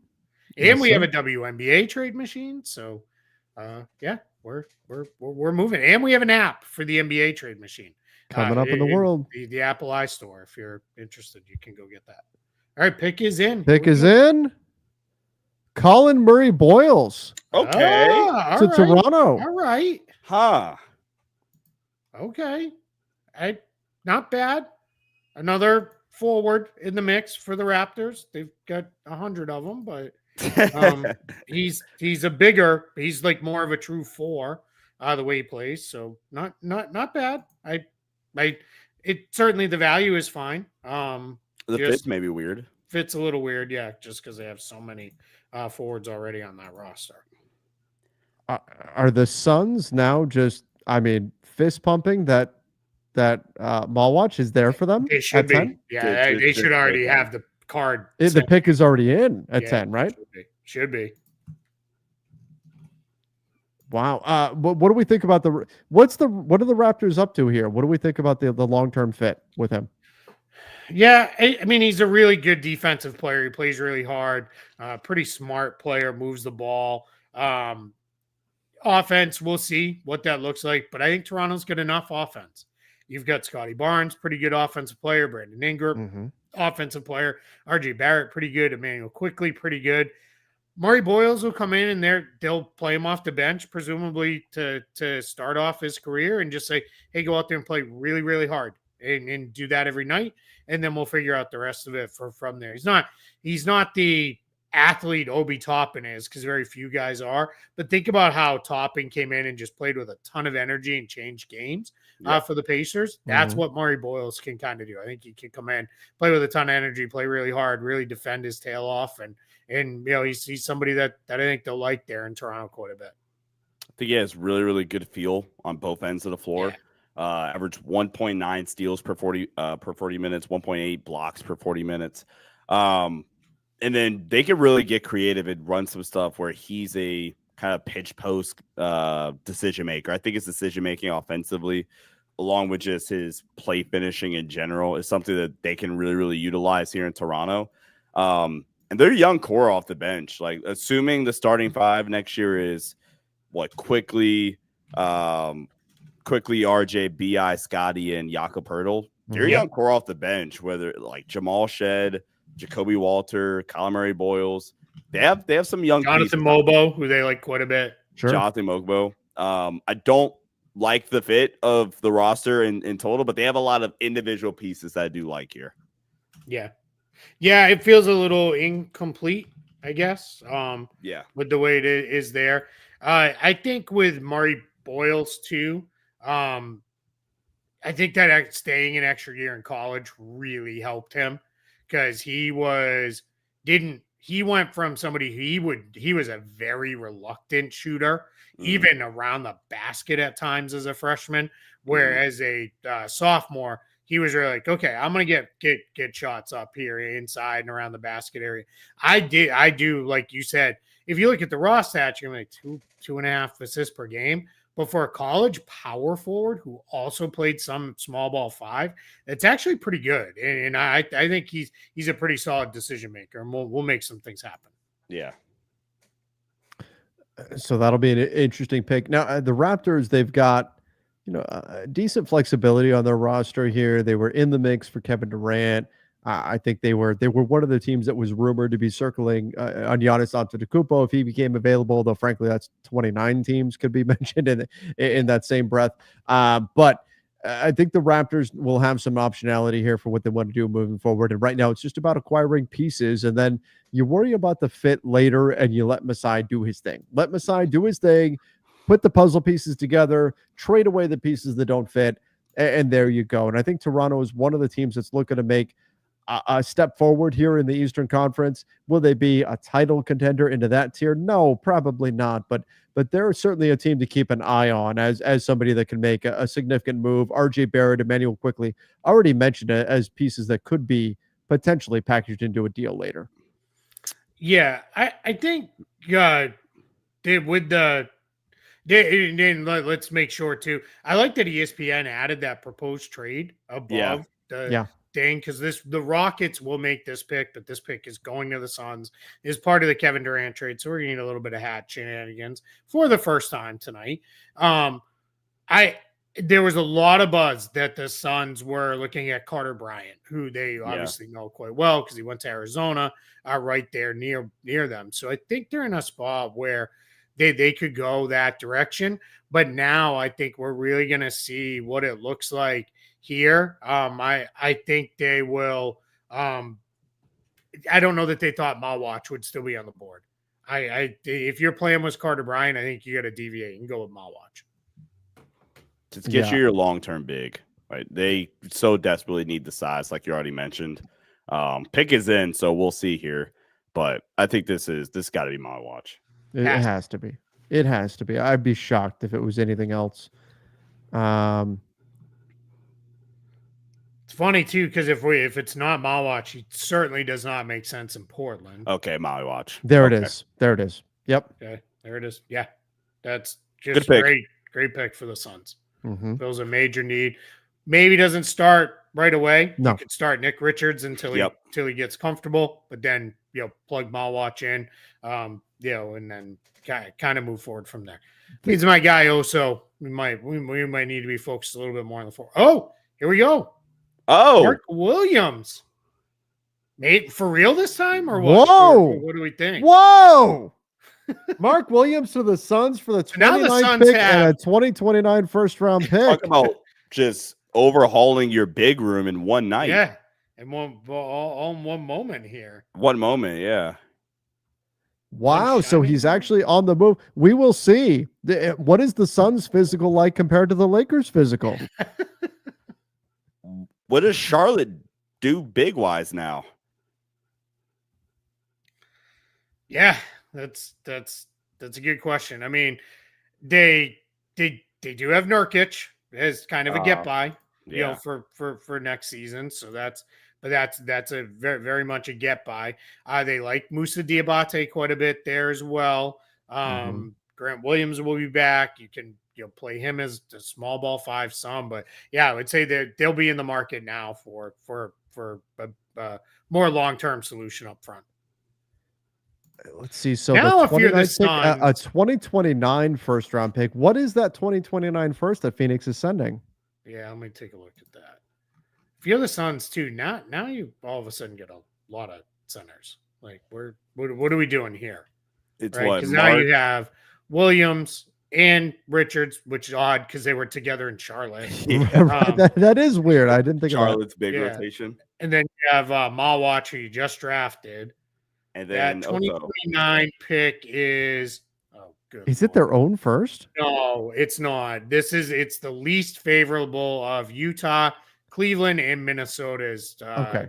If Minnesota is 6 through 30. So that's the one they acquired. Remember with Utah, where Utah got that 2031 first from them, and Utah took those other 3 least favorable and traded them. That's what this one is. It's one of those. That's not a lot at all for Mark Williams. I mean, I get it, like the physical stuff was concerning, and that probably tanked its value. Yeah. But yeah, I mean, Charlotte does okay, right? You get a pick tonight and a future first down the line. I mean, who the hell knows what Utah, Cleveland, and Minnesota will be by 5 years? Like that's, or I guess 4 years from now. So, and guys, the other thing is that Phoenix, in the span of about 60 seconds, just got not 1 but 2 Duke centers. Yeah, good point. Duke centers and Charlotte Hornets centers apparently are. Yeah, the run was on them, I guess. Somebody just put in the chat, Phoenix is all shooting guards and centers now. Yeah. I wonder. Let's get my guy Oso somewhere, please. Now. No, I was just about to say. I wonder if they view Oso as a true 4. Yeah, I mean, obviously, I'm being a little silly about it because I do love him. He's a project still. You're still figuring out exactly what he is. He was a second rounder for a reason. Yeah, it's there's still a lot of work to go there. All right, so Phoenix is going to send that pick to Charlotte in the 2020 or the 29. That's a little confusing. The 29 pick and a 2029 pick. Right. All right. All right. I don't hate it for the Suns. Just where are we going? We get a lot of guys now. I mean, they needed the center position filled, and I guess that's really the next question. Did this check the box? Are the Suns done now at the center spot? I would hope so. They Right. better be. Yeah, you certainly don't need anybody else. I mean, unless you're trading for like one of the best centers in the league, you should be done. If you're Malwatch, what do you think? Now you've got Nick Richards and now Mark Williams in front of you. Yeah, I guess for him, you just go in and do your best, right?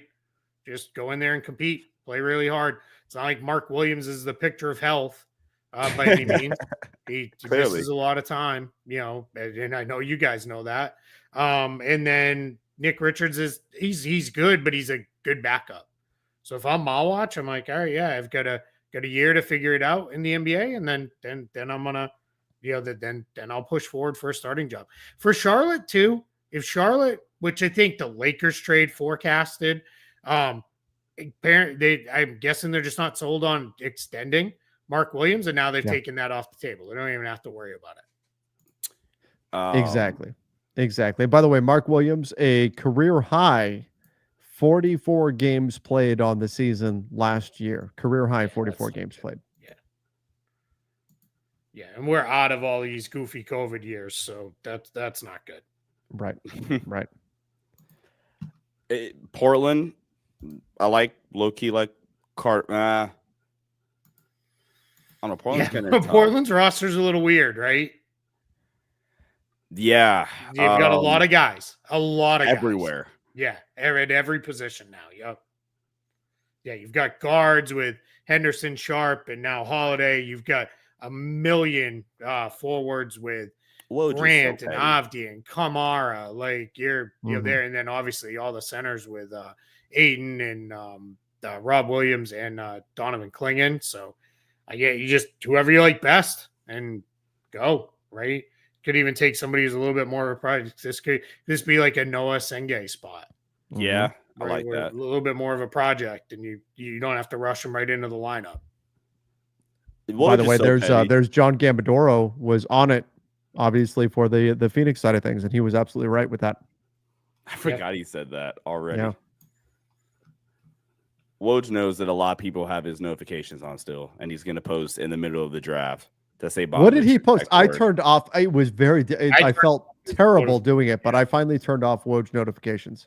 Oh, okay. So we got a trade. Oh, Portland is picking Cedric Coward and trading him to the Memphis Grizzlies. Oh, okay. Let's see what the rest. I love that fit.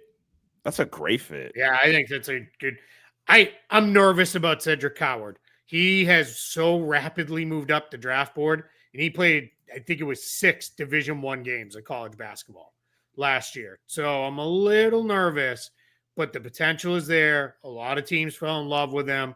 There were a lot of people that were like, he's this year's Jalen Williams. Yeah, I've heard that a lot. He's certainly Jalen Williams as far as a rapid rise in the draft, but with far less of a track record than J-Dub had. So let's see. Let's see.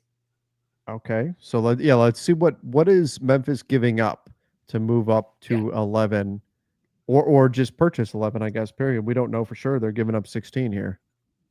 I would assume they are though. I see the Woj tweet now. Okay, that's You're absolutely right. He still knows people have a lot of notifications on for him here. All right, come on. What's the detail? Is he talking about it right now? I see confirmation. It's going to the Grizzlies, but again, not what the Grizzlies are giving up right now. Shams he's talking about the Hornets trade. He was on TV.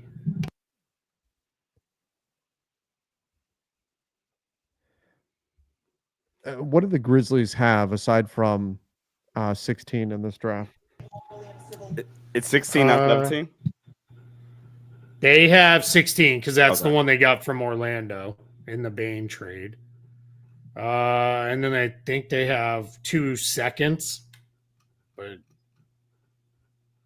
I don't know. Let's see. Assume this will come out momentarily here.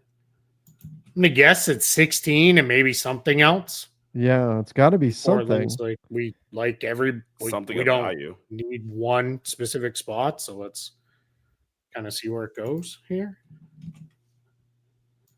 Just what is that something here? This was Portland's only pick of the night too, so Right. they 16, a future first, and 2 seconds. Oh. all right. Okay. I mean, that's a fairly That's a steep nice price to return. move up 5 Yeah. spots. Yep. A Okay. future first and a pair of seconds. Now, I mean, obviously, you could put protections on that future first, and the value of that future first can swing wildly. But that's pretty decent value there. Let's to move remember up 5 too, spots. Memphis has those extra Orlando picks now, Very true. right? From the Desmond Bain trade. So if they're clearly, if you're moving up like this and you're paying the price to move up and move back a little bit yourself, you believe in Cedric Howard. I don't hate the move, right? Consolidate a little bit and do your thing there. I put on Twitter, not sure what Charlotte's doing. Somebody I mentioned says at least they're trying something. LOL. Yeah. Fans of basically every team that has not made a trade at this point are frustrated because they've seen so much trade activity. Yeah. And so there's resentment there. Yeah, here we go, Shams. Orlando 2028. Okay. First. Which so, if right, Orlando is good as Orlando thinks they're going to be in 2028, then that's going to be a late first round pick. The gamble is that maybe they won't be. But again, based on the age of the talent on this roster, you would assume that they probably will be a pretty decent squad in 2028. You just never know, though.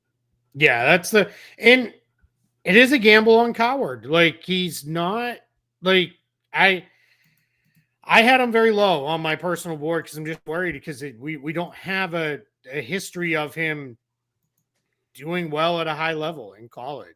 I had him 29th on my personal board just because I just didn't feel like I'd seen enough out of him. So, but the other people loved him. So if you're sold that he's your guy, go get your guy, right?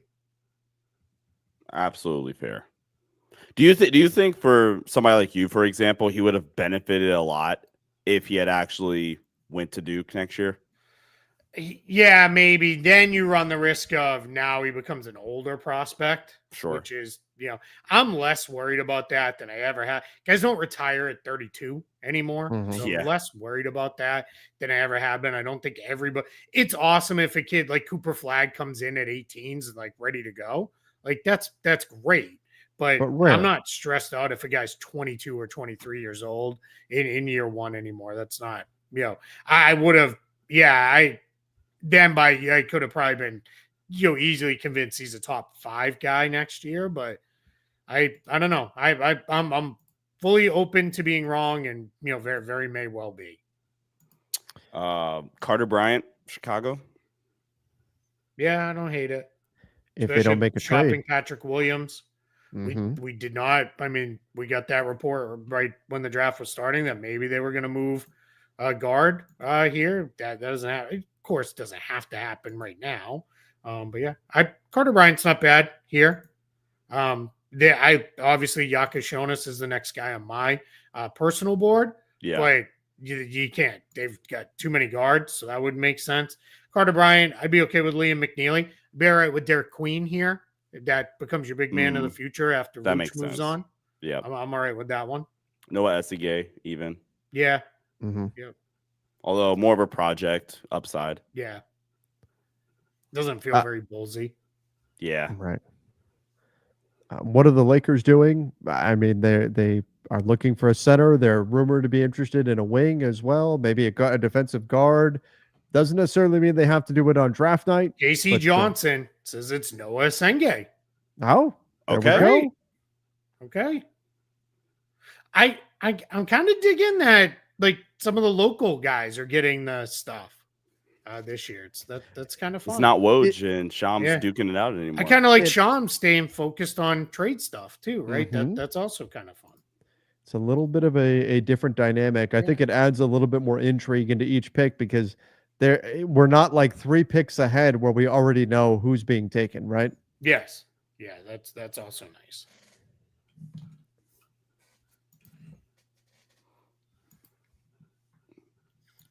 Feels like this thing's zipping right along too, right? A little bit. It does. Mamadou said, "What's Phoenix doing?" And that's just because of the company, though, Keith. That's really what that is. That's of course. That's why the time is flying here. Mamadou said, "What is Phoenix doing? How many centers do they need?" Well, remember, Malawatch is still a project. Like he's going to need time, and so now it's Mark Williams and Nick Richards. Ironically, the same combo that the Hornets had, but they're going to do the heavy lifting, and then Malawatch is going to be able to, get his legs under him and get things figured out at the NBA level. Keep an eye on a Patrick Williams trade. Not saying tonight, but over the next couple weeks. Seems like the Bulls are ready to be like, we're kind of done with this. And now they move forward with Matas Buzelis and Noah Senge as their forward duo of the future. Again, a lot of teams going with these very just forwards, right? Like just switchable forwards. Yeah. And either play the 3 or the 4 and just figure it out. I like that. All right, we got another trade. Oh, okay. The Atlanta Hawks, this per Shams, the Atlanta Hawks are trading the number 13 pick to the New Orleans Pelicans for the number 23 pick, an unprotected 2026 first, which is the most favorable of New Orleans and Milwaukee. Oh. So here's the movement, right? Now It is, I want this guy. Let's go get him. That's what we're seeing now. Yeah. This is stuff that was contingent upon how the draft would fall. And now, based on where it's fallen, it's being executed. But still, wow. Shams deleted that tweet, so maybe he's cleaning up something. Okay. Right, here it is. It's back now. Wow. So they went Trey at 7. No, they went Jeremiah at 7. My bad. Trying to think about who New Orleans might be.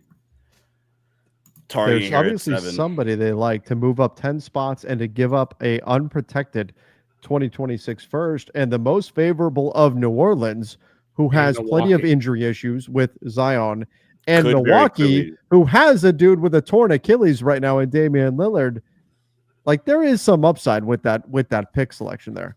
Yeah, and if you're New Orleans, I would probably look at Derek Queen here. That's what I was thinking. I don't think you trade up 10 spots in the future first for Carter Bryant, for example. No, and they've got, again, a million wings on that team now because you've got Murphy, Jones, Poole, Jordan Hawkins.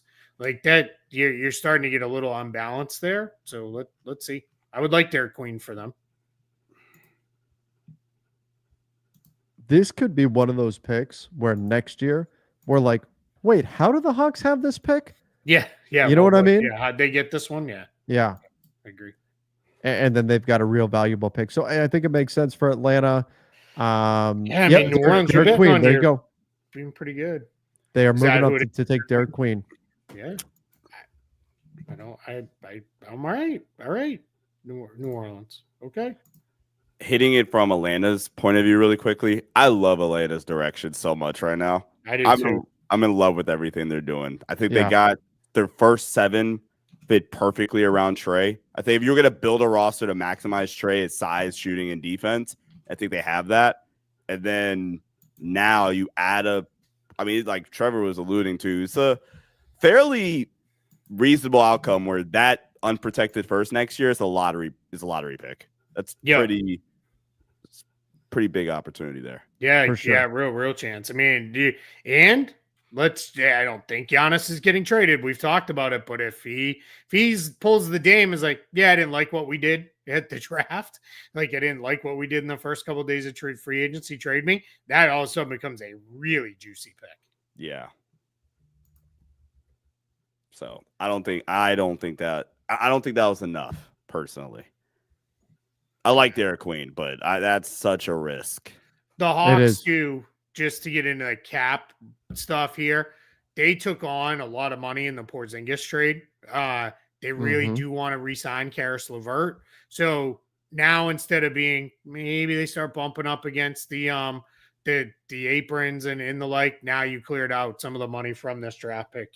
You save a little bit by moving back 10 spots. So just helps them a little bit there. Now the Hawks will also be looking to maybe use that trade exception they've got Yeah. from the DeAndre Hunter one. trade. They've already been linked to maybe No, being from the the landing spot DeJounte for Murray trade. Oh, sorry, DeJounte Murray trade. That's great. I flipped it the wrong player, but they'll be looking to use that and maybe be the landing spot for Nickeil Alexander-Walker, potentially in a sign and trade with the Minnesota Timberwolves. That's already been out there. Yeah, and that's so let's pause on that real quick too. There were some people who were like very confidently saying you can't sign and trade a player into a trade exception. That's incorrect. That's very wrong. That is not correct. Like you absolutely can do that. It's happened countless times. So just know that is okay. So that would be an interesting fit. Like if you're Atlanta and you get Porzingis, you still have a Kongwu. Jalen Johnson comes back from injury. You've got Zach Reese-Sachet. You've got the Great Barrier Thief himself, Dyson Daniels, and then you add Nickeil Alexander-Walker to a backcourt with Trae Young. Like, okay, you've got something there cooking in Atlanta. I think that's really interesting to me. Yeah. I like what Atlanta is doing quite a bit here. Like they're building a fun team, man, and they can play some different ways. They can play pretty big. You could play, you could run more like more traditional lineups. I think two thoughts. One, people have gone way too far on, is Trae Young even good? Like, come on. Thank you. Like, Yes. Trae Young is keep still talking. he's still one of the best offensive players in the league. Like, we don't need to go crazy. And I'll say this, he actually put in real effort the last year plus under Quinn Snyder on the defensive end. He's not a good defender. Let's not get stupid about it. No. But he's trying now, which is just, that's miles better than where it was. My other piece, I think because he got hurt and missed so much time, people are sleeping on just how good Jalen Johnson is.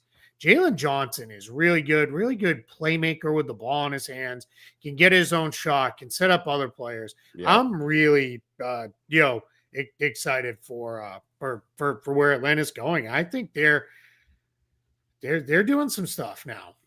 And to touch on really quickly what you're adding with Trae, just as an offensive player and some of the pieces they have around Trae is gives you such a high floor as a offensive engine, to where I think the way they've crafted this roster, like I said, with defense, shooting, and some secondary playmaking, like Jalen's a fine enough secondary playmaker. Dyson can secondary playmaking, get guys involved. But by building this roster like this, with Trae, you're guaranteed an above average offense. But now you have real potential to be a pretty good defense now, like legitimately. Hopefully Kristaps can stay healthy, please. But they have some really, really nice pieces. And then you add potentially Nickeil Alexander-Walker to the fold as well in July.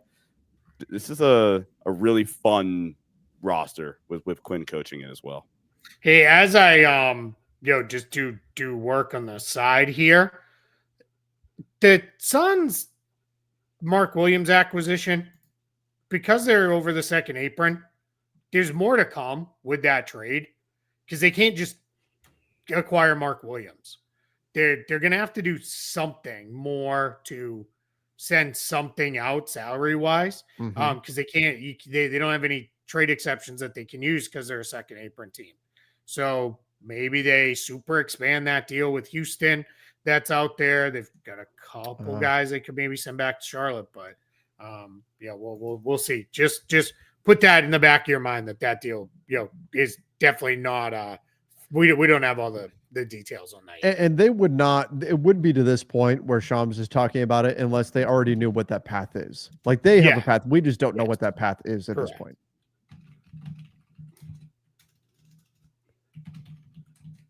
Okay, so where are we at now? The Hawks are going to take Queen.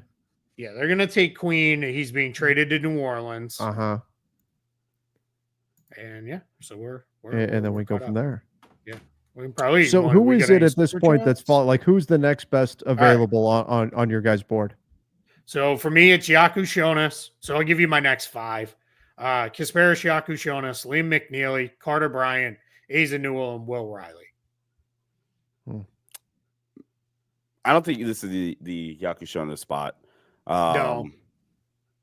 Yeah, not San Antonio. Absolutely. They get this Carter Bryant. Carter Bryant feels like a Spur, right? Yeah.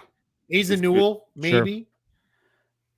Sure. Bouncy big. Am I bugging for saying Carter Bryant? Like, you see some shades like DeAndre Hunter? No, yeah, I think that's fair. I think he might even be a better shooter. Less willing shooter than DeAndre Hunter. Yeah. DeAndre Hunter. Okay, so all right, so Jake Fisher, so related to what I was just talking about. Oh, there it is. Micic will head back to Charlotte. So here's where this is awkward. That's weird. They have to pick up his team option to be able to trade him. Vasily Micic already has like 1,000 offers from European teams. Right. And it sounds like he very clearly wants to go back to Europe. I bet this happens and then he gets waived. That will be my guess, that Charlotte will just waive him and let him go. Are you expecting a buyout? Like, you think he's going to give back some of the money? Or this is just, here's your contract and we're waiving you and see you later? They might just do a solid with him and just say, you're fine.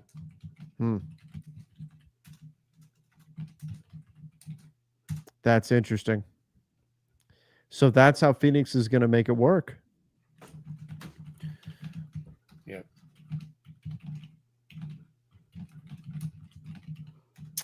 Talking about defense really quickly. Man, Herb Jones is going to be doing a lot of work. Sure. Yeah, he is. Use me, so you better get your lunch pail and your worker boots or whatever. You better be very ready to do those hedge and recover drills all the rest of the summer. Yep. If you're Misi. Bry said, "Hey Trev, you talked to Rob recently?" I did. I caught him real quick before he got to the front of the churro line. He had a few Lightning Lanes booked for later on, so I didn't get to talk to him much after that. But he did say he's trying to get in calls between rides as much as he can. He's having a good time with that. I don't know. I'll next time I'll try to flip the camera on next time I talk to him and see if I can record it for you guys.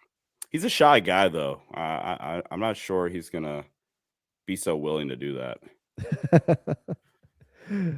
By the way, a little bit coming out here. Some of my Lakers folks just sent this. Said Windhorse said this: the Lakers aren't just looking for a center; they're actively looking for wing players too. He said you can be actively looking for whoever you want. Doesn't mean you'll make a deal, but the Lakers are in conversations about trying to get wing players because they need wing defenders. They're committed to Austin Reeves. They're committed to Luka playing together. They've got to have more defense than just the center position. I would expect the Lakers do something before the end of the week trade-wise. I don't know if it's going to be their center, but they're definitely not messing around. So we'll see.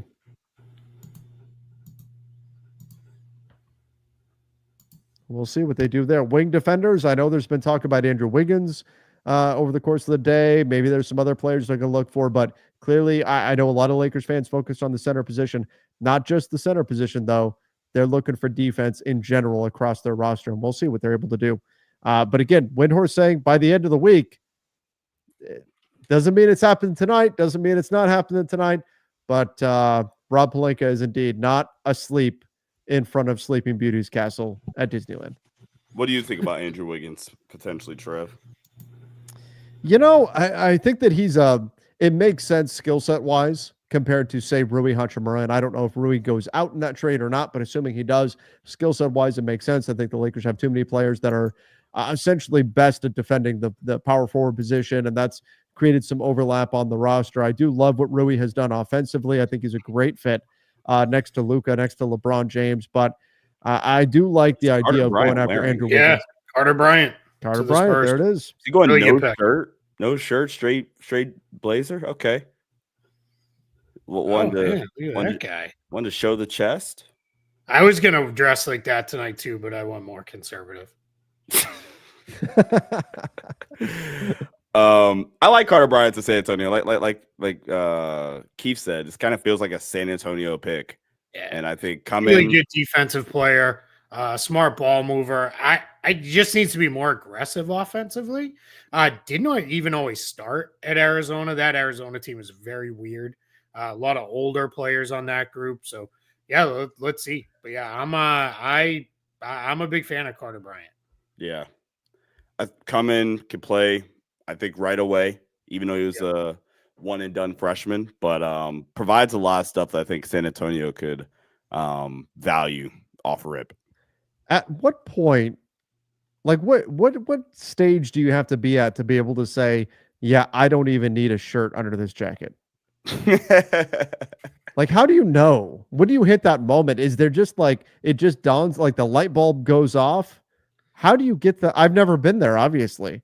Like How if do you I get to had that point? seen him like that, I would have moved him up on my board because that's like a whole level of confidence, right? Right? I'm like, man, this kid feels good about himself. So Yeah. You're over here talking about needs to be more aggressive and confident. He's there he's it trying is. to prove you Maybe wrong he's right showing now. it, yeah. Maybe Yeah, he's like that. I'm He's out of sending a college message. now. Let's go. He's saying, "I'm so confident, I don't even need a shirt for the NBA draft. Let's go." Maybe he's conservative. Maybe he's like super conservative. And he's like, I'm not. It's funny. And then the picture they showed him, he's wearing like this plain gray sweatshirt. Right. Right. He's casual like one thing ever. he's like one pattern short of being a Huxtable on the picture that just look at these they're showing defensive here. clips, though, right? And tell me that's not a Spurs guy. You put It's him a on the Spurs guy. wing with Castle with Wemby behind him. Good luck. Good luck. Could be OKC good. feels like such a. I don't think this is the pick, but if we're talking about Spurs picks, I would so love Nick Clifford here. I actually really like Nick Clifford. Yeah. I don't think this is going to be the spot, but that would be. I would enjoy that. Now, I'd like OKC has been McNeely for rumored to them. move this pick. Get them a Obviously, they shooter. didn't trade up though. Like Yeah, McNeely's a shooter with size, so Mhm. I think that's a good pick, and he's more than that because he can do some stuff off the bounce too. It's weird because you have Topic coming in, but they surprisingly light on ball handling behind SGA. Mhm. Even though we're picking apart the team that just won the title a little bit, but yeah, I would be I'd be all right if they went that direction too.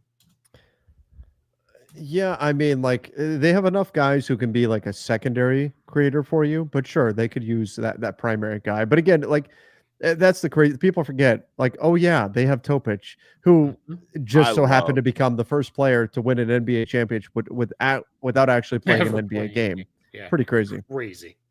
And even like Topic and AJ Mitchell, I think that's fine actually from your backup guard duo. Here's the biggest issue the Thunder have right now. Sorry, Sean. No, they don't have enough roster spots. They have 13 players under contract. AJ Mitchell and Jalen Williams both have team options. So there it is. There's your entire roster, and they have 2 picks in this draft. So if they don't trade this one, they're going to trade that later. What is it, 24? Yep. And Sam Presti's probably going to get 2 future firsts for it and just laugh. Like, let's go. That's gonna be Sam Presti getting 2 first for 24. He's going to tweet the meme. He's going to. Yeah, Nick Clifford could be interesting here. You could go with Asa Newell. They don't really have a big like him on the roster.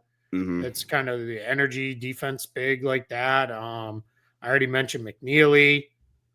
Danny Wolf could be interesting if you wanted to start to develop a in-house Hartenstein replacement.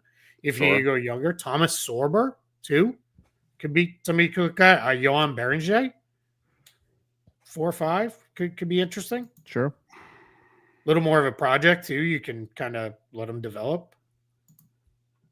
Lots of different ways that OKC can go here. There's just over a minute left on the clock for them. They got to be deep in trade talks, I would assume, right? Like, I would figure. It wouldn't be Sam Presti if they weren't. Yeah, right. Thomas Sorber per Jeff Goodman. Oh, I like it. Okay. Yeah, now that's your in-house development guy behind Hartenstein. So I like it quite a bit. Well, and Keith, when we look at the cap sheet for the Thunder, they are going to have a period where Hartenstein has a team option. Jalen Williams is going to get paid that summer. Chet Holmgren is going to get paid that summer. Yeah. perhaps already having the Hartenstein replacement on the roster could be a benefit to this Thunder team it's because of something that we'll exact have to give situation. eventually. It's Yeah. not this year, but yeah, something they're just going to be very, very expensive at some point. So I like it. Also, no guarantee, right, that they're going to keep Sorber. Sure. There's always the chance they could move him along in another trade. But if they keep him, what do we think about OKC going back to back and being the first team in 7 years to win back to back championships? I mean, history tells us now that they won't, but they're set up to do it, right? And they could even think it's funny. Somebody said, like, do they do what basically every title team has done for several years and take their foot off the gas a little bit? In my what I go to is, you don't climb Everest, come back down and be like, you know what, let's go right back up. Like, no, you build back up to that. But they could have enough internal improvement. Plus, Chet Holmgren could actually play like 70 games, and they might win 65 games almost just because next year. So they're set up to do this, I think, better than a lot of teams. But we thought Denver was going to go back to back, maybe thought Boston might go back to back, and just weird things happen. It's when you play very deep in a gym.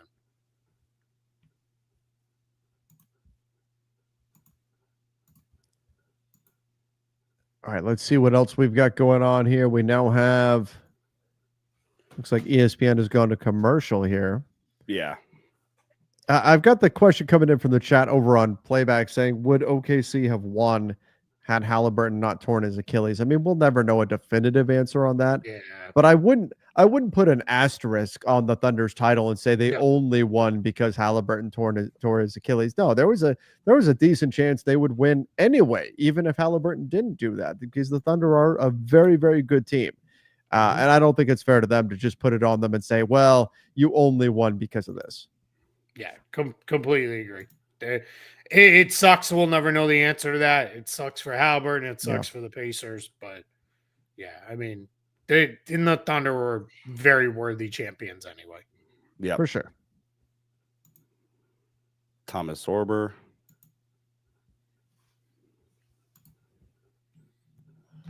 It just still such a gut wrenching moment though for Hallie.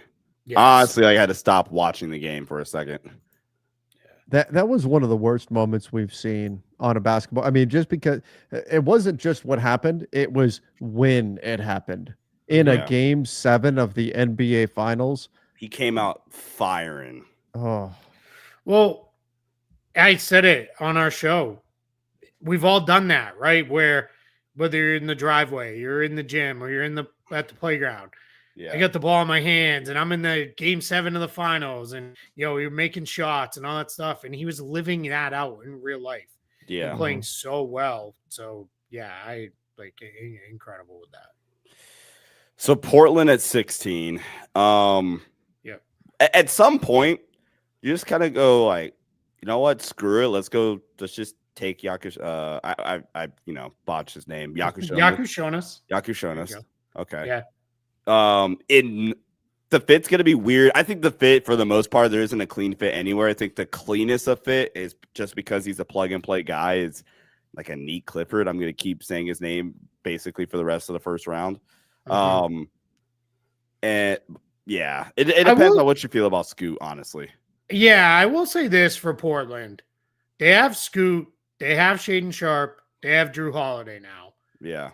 But that's kind of it at the guard spot. Ryan Rupert is still there, but not super big on him. So you have room for another guy, certainly. And then maybe you do put a little pressure on Scoot. Like, hey, you better start figuring it out because we've got another guy here. Right. And I love Scoot. I said it yesterday. I bought all the Scoot stock that other people dropped. I still think he's going to be really, really good. We give up on point guards way too early, especially extremely young ones. But let's see. Especially coming from the G League Ignite. Like you almost have to account for an extra year for Scoot. In a G League Ignite that was an absolute disaster by the time he was there. Yeah. That team was a mess.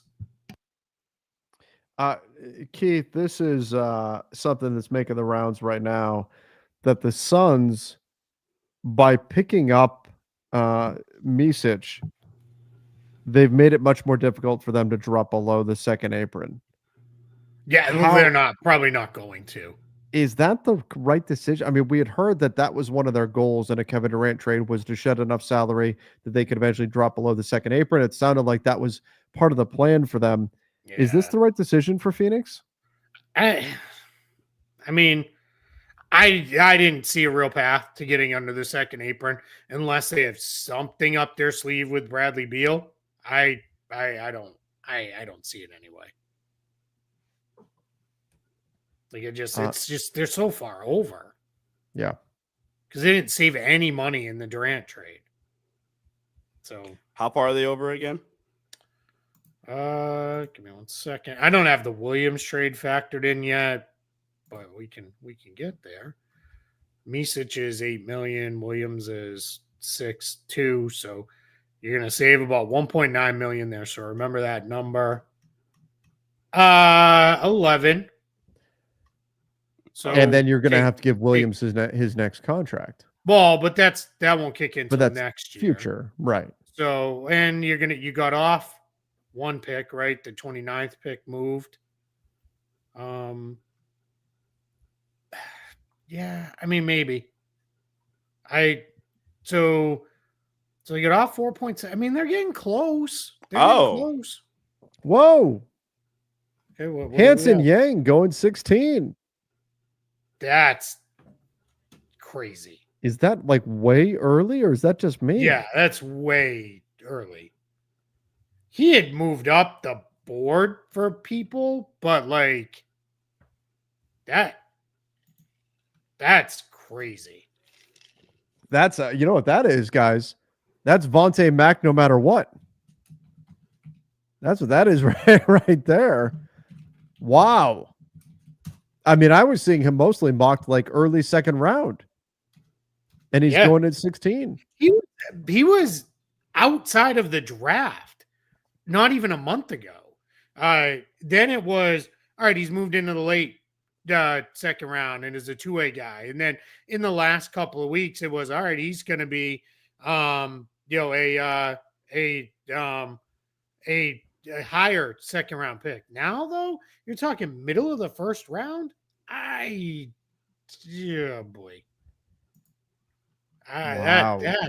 That's legit shocking.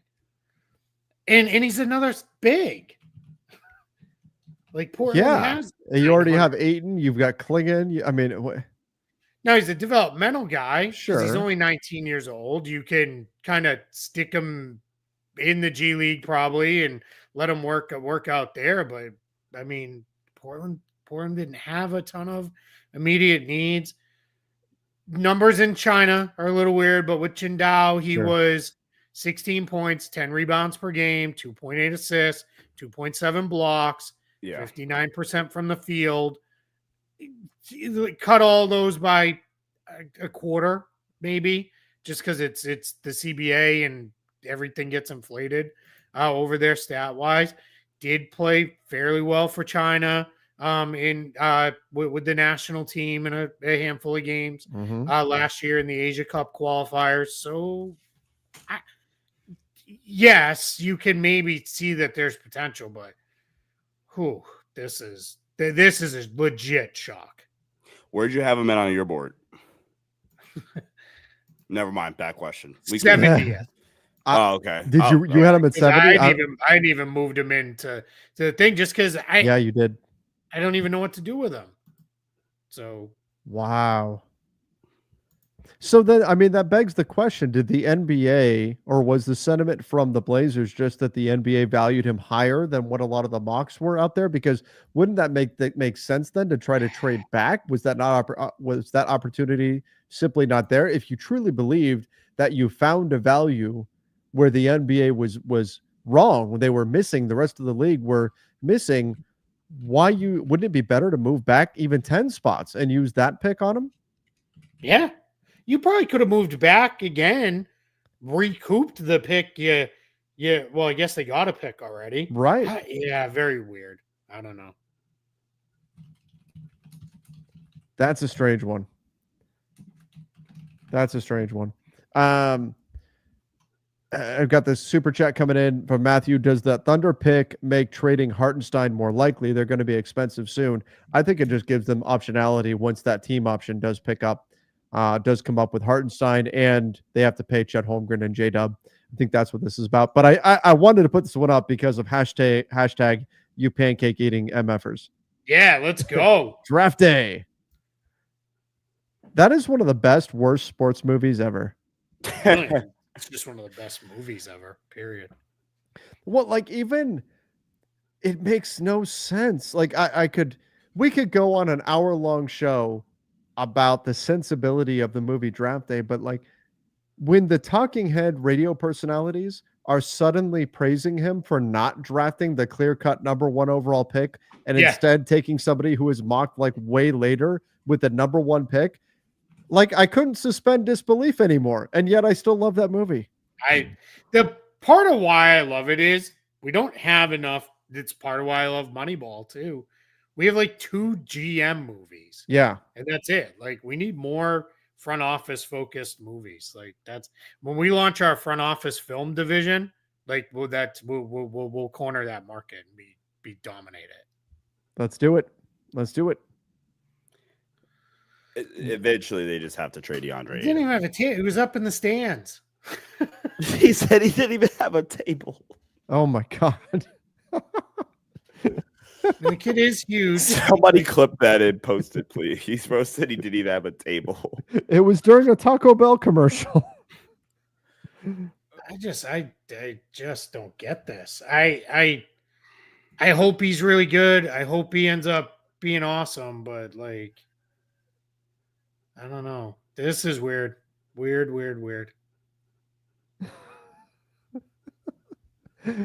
Oh man. The NBA continued. This is why I love this stupid league. Because it surprises us all the time. You just never know. You never know what's going to happen. Would you be mad if I'm assuming this means the Lakers got Ayton. I'd be fine if we picked up someone like Steven Adams as insurance. Well, Steven Adams is already gone. He's signed a new deal with the Houston Rockets, or is going to be. Did. It's official. It's officially official. Either for 6 months. So right. So Steven Adams not happening.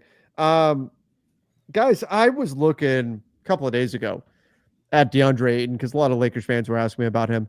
The more I looked, the less I liked. Is that accurate, or am I being too negative about DeAndre Ayton? Yes. Hey, I mean, there's some stuff to not like.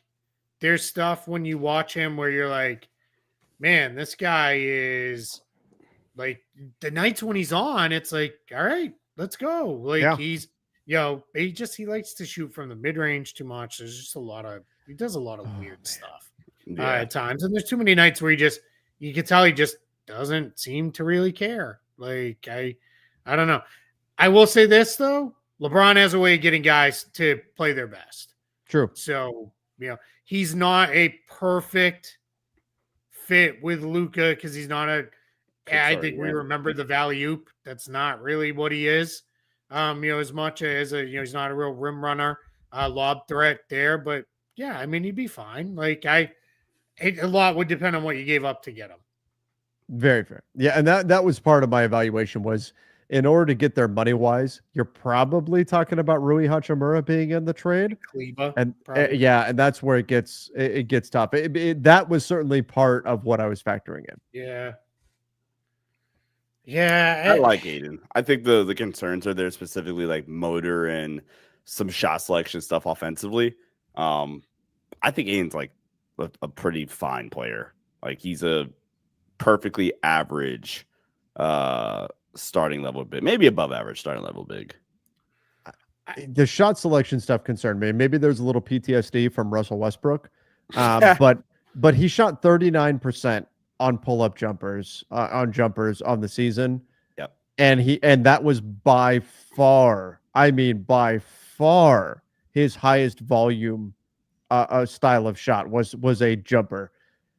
If you get him to cut half of those attempts out of his game, it goes a long way towards increasing his value, no question.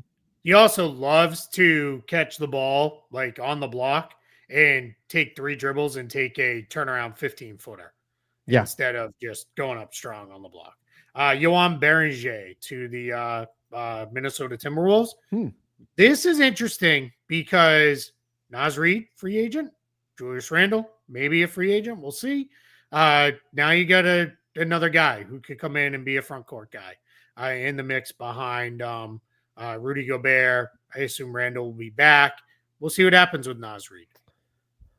If you are the Wolves, though, and you've got teams after Nickeil Alexander-Walker, I would think they would prioritize keeping Randle and Naz Reid, wouldn't they? I mean, you want to. The challenge is, I mean, it's the same kind of conversation we had before. Like, how much are you going to invest in that? Now, they're close, right? They're back-to-back Western Conference Finals. Let's not pretend like they're not close to being really, really good. So I would, I'd be fine with, keeping those guys and running it back, and even keeping Nickeil Alexander-Walker and just saying, you know what, we're going to be really expensive, but we'll deal with it down the line. We'll figure it out later. I wouldn't mind that if that's the direction they took. What does Washington do now here at 18? This could be a spot for Yakushonis. Bob Carrington, not necessarily a pure point guard. You could just add another guard into the mix. McCollum and Smart are not long-term pieces there, obviously. So could be there. Liam McNeely kind of overlappy with Corey Kispert. That's not a bad comp for him. But yeah, add a little bit more shooting, scoring. Let's see. There could go with a big here too. This could be like a Danny Wolf spot, maybe. That's interesting. Tony chimes in, says, "Hey, Trevor, Sean, Keith, love you guys from Singapore. Welcome in from Singapore. Each of you name 3 players for the perfect offseason for the Lakers. Jokic, Giannis, and Steph Curry. Okay, go. Yeah. Those work? Lucas Steph fit defensively really concerns me. I don't know about that. Yeah, sure. Maybe. Wemby, SGA, and Giannis. There you go. Yeah.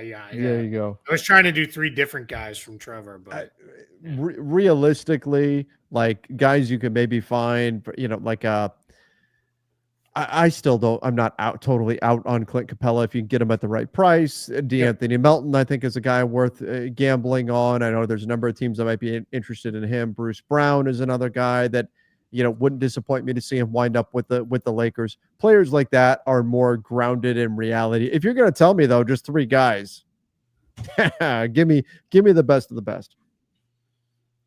Ben Simmons, D'Angelo Russell, and oh man.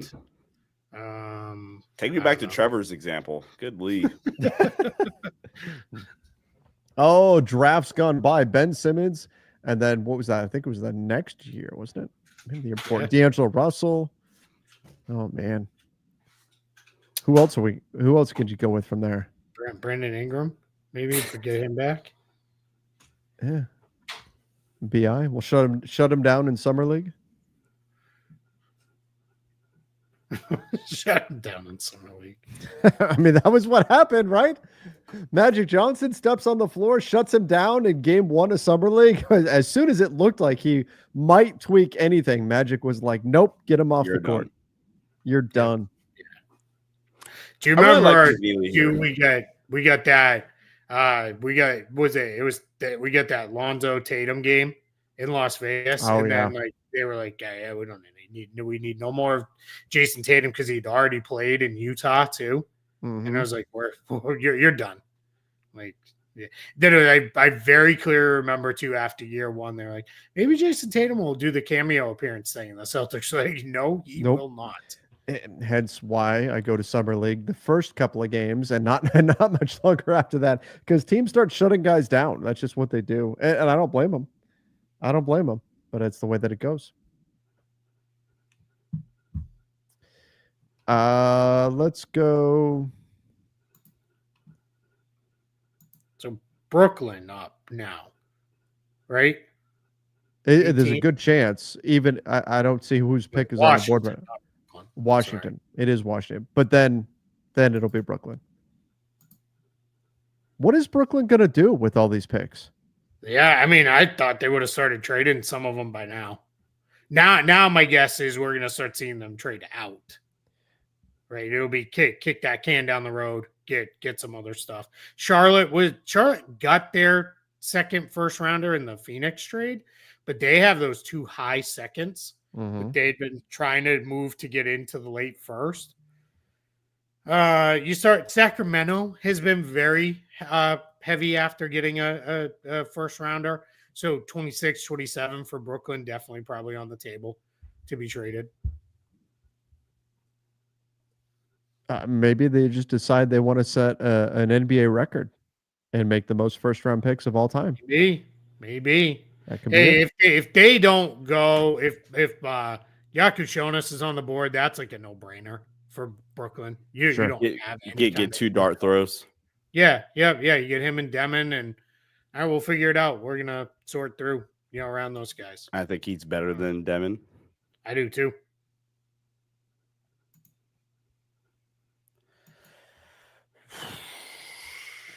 Come on, Washington.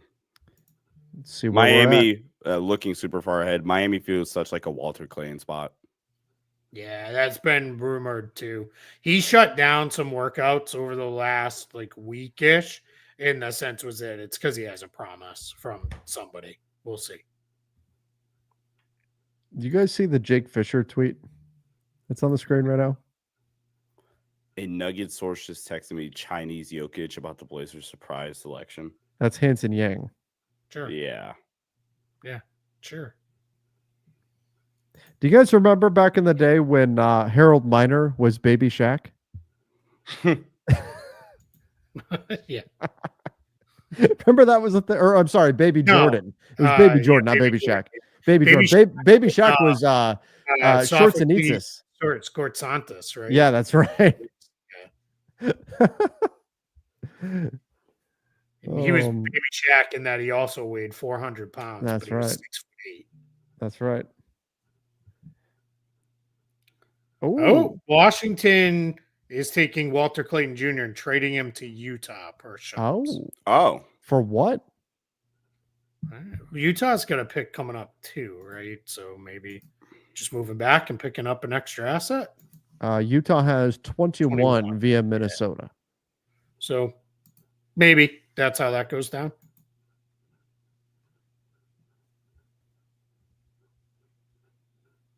Comment coming in from Keon said, we will see Rui as the main piece in the Lakers trade because of the money. If the Lakers give an extension or a new deal to Rui, make him a long-term piece next to Luka, do you still see a sizable trade? Sure, there could be. I mean, they still have expiring money and Gabe Vincent, Maxi Kleba, guys like that. But certainly if they decide that Rui is not going to be trade eligible for the next 6 months, you give them an extension of that size, which I'm not necessarily expecting them to. But if they were to do that, then that would certainly limit their opportunities. But again, I wouldn't expect them to go down that path. I know they like Rui Hachimura, but I still look at him as the piece there. If they really want to make significant changes this offseason, he's probably the guy that they need to move. Yeah, because he has the biggest salary for someone who can actually play. That's because Kleba is okay, but we don't know what he'll be. Yeah, we have no idea. Utah has so many guards now. I mean, they already kind of did, but Collier, George, Sexton, Clarkson, and then you add Walter Clayton to the fold too. Shout out Walter Clayton, first senior off the board as There well. You go. Utah, so they moved back. Utah sends 21 and seconds for Walter Clayton Jr. Okay. That's not bad. I mean, Portland just gave up, what was it, a first? Or no, who was it that gave up a first to move up? Phoenix, right? They're all blurring together. Yeah, Phoenix gave up the 29 first. 21, 43, 2 future seconds to Washington. Yeah. I don't hate it. Okay.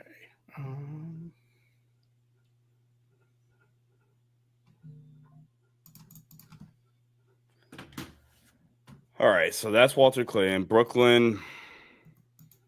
Go Yakashonis.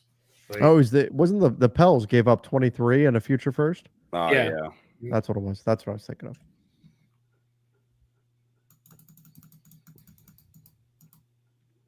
Okay, 21, 43, two futures. I mean, that's not nothing though. 43. There'll be some guys that slip in the draft that wind up there. mm-hmm.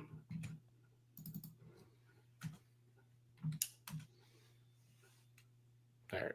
Brooklyn 19. I would go Yakashonis. I wouldn't even think about it. I would just get two Yeah. cracks at it, honestly.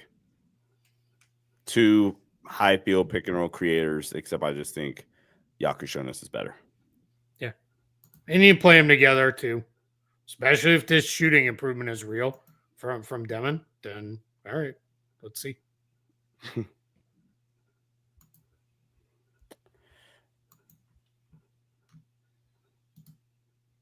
our first senior off the board with Walter Clayton Jr. Just such a tough kid. Feels like an Austin Ainge pick. Not afraid to go with a little bit of an older player too. High production level in college. So that pick makes sense. Somebody who could come in too. You drafted Ace Bailey with some maturity questions. Now you draft another rookie who you don't have to worry about that at all. Mhm. Yeah.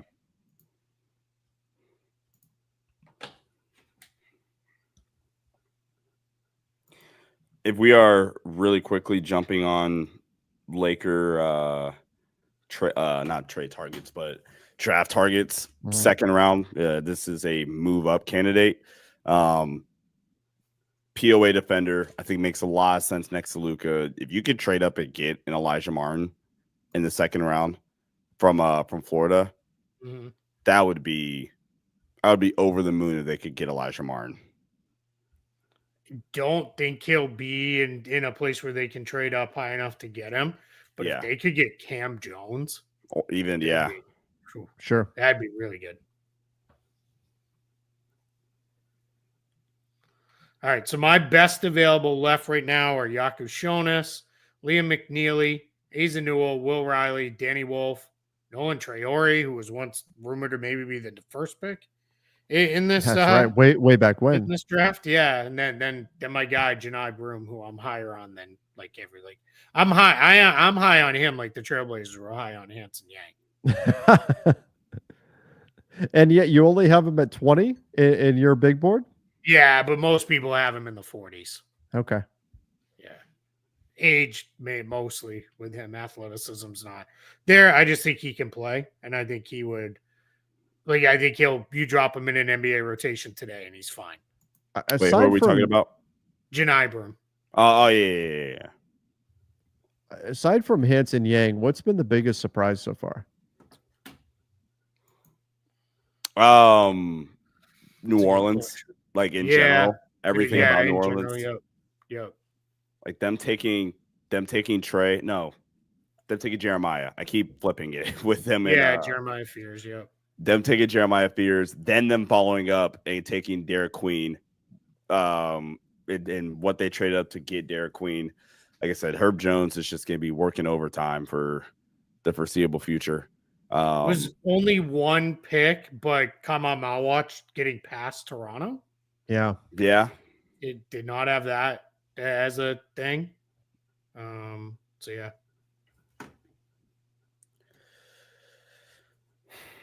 Yeah, that's a good call out. Like I was not expecting that. I didn't think he would get past Toronto at 9.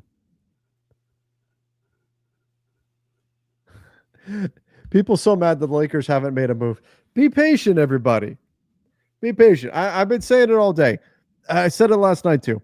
If we get to July 10th and the Lakers have done nothing, be angry. Grab your torches and your pitchforks and be as angry as you want to be.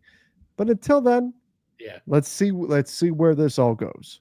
And people are getting way out of whack because so much has happened, right? Which is abnormal. This is not normal. This is crazy that we've already had 6 outside of the draft trades today. We already had 6 trades. That's nuts. and I get it. People say, well, patience was last year.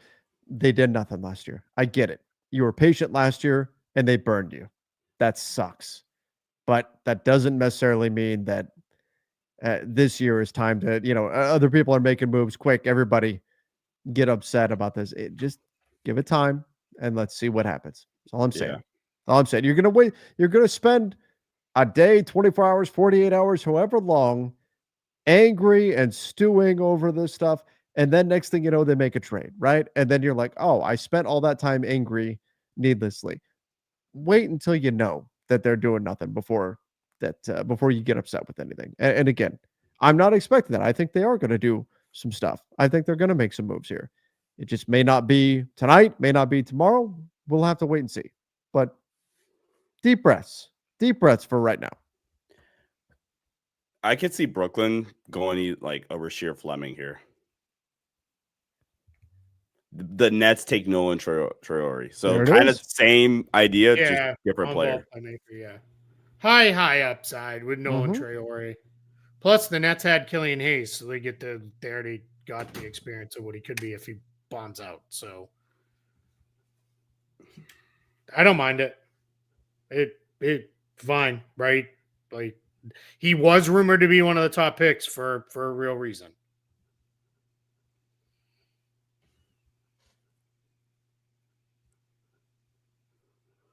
Okay. I actually really, really like Yakushonis to Miami. I really like that.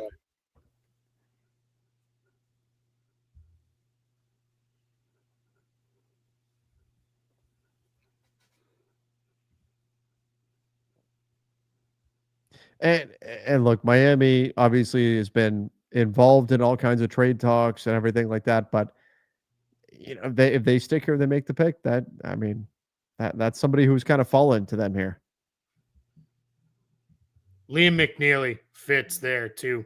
That'd be like your Duncan Robinson replacement. Duncan's expiring now, right? He's got a player option, or it's actually an early termination option, which he's very likely to be back on. But then his contract flips to about half guaranteed at just under $10 million. They'll guarantee it because they're not just going to let him go. And then we'll see what happens trade wise. But McNeely would be like the guy who would come in and you develop him the way you did Strus and Robinson, and shooter with size. Plus, get a little more, but not even a little. He's got quite a few, bit more on ball scoring potential than either one of those guys did. Not quite the dead eye shooter, but good size too. Right? That pick makes a lot of sense. If Yakushonis makes sense too, because they don't really have a true point guard other than Davion Mitchell on the roster. Do you think he sticks? Restricted free agent Davion Mitchell? Yeah, unless the Nets start messing around, which I would if I was Brooklyn. Like, make them pay him. You don't need to get stupid about it, but like offer him $14 million a year. And they make the Heat have to match it because they won't let them walk for that much. So at least make a match. I do wonder if we see the Nets start to, undertake some of those shenanigans here as we get closer to free agency. Which, by the way, I mean, we still have, some time here before free agency even starts up. Like there's a lot to still happen it feels a lot has happened already. There's a long way to go here in the NBA offseason calendar. Yeah, we're not even close. Like it's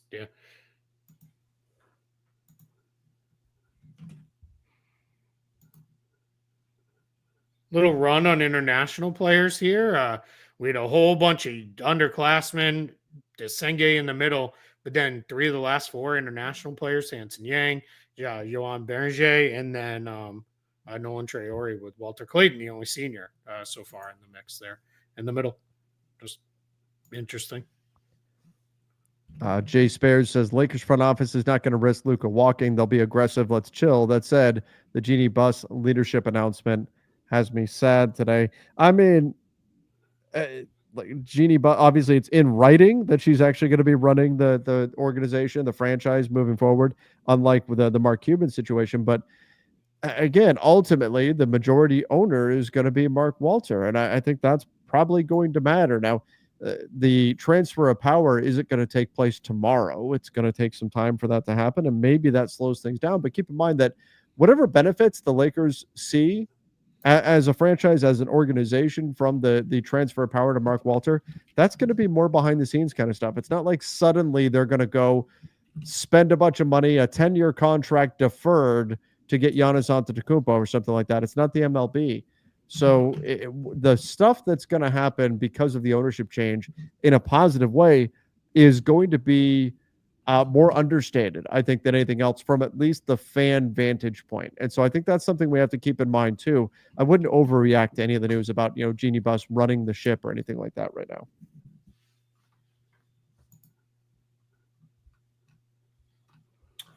Miami, get a point guard. Get Yakushonis. I think could also make Tyler Hero's life so much easier. Yeah, Bam too. Yeah.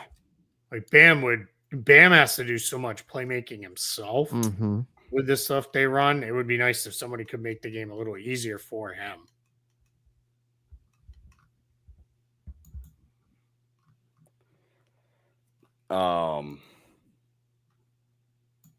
And then honestly, if your guard rotation is Davion Mitchell, you bring him back, Tyler Hero, Yakushonis here at 20. You're pretty good. Yakushonis is enough size too that he can play off the ball next to Mitchell. Yeah. And shoots it well enough. This is a pretty big slide for him. He was 6 on my board. So wow. To be here in the 20s, I'm pretty shocked by this one. That's a larger slide than the Dalton Connect slide that we saw last year. Mm-hmm. I was a little higher on him than some others. Some had him more in the like 10 to 14 range, but this is a slide no matter what for him. What is Shams talking about now? Where do you see him? I'm looking at playback. Oh, okay. I'm not listening to him. I should probably turn the volume up.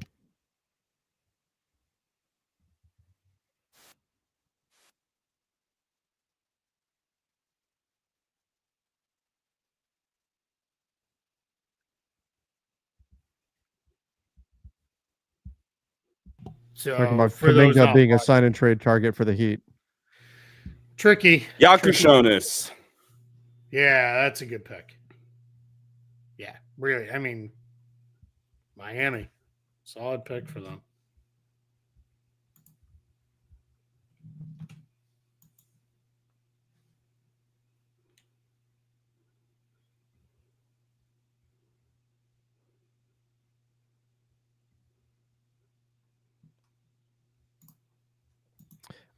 Question came in. The Jazz picking Bailey, does that mean the Lakers can get Kessler? I don't think it can change anything about the Kessler situation at all. No, it doesn't. If anything, you might want to keep him. Yeah. More.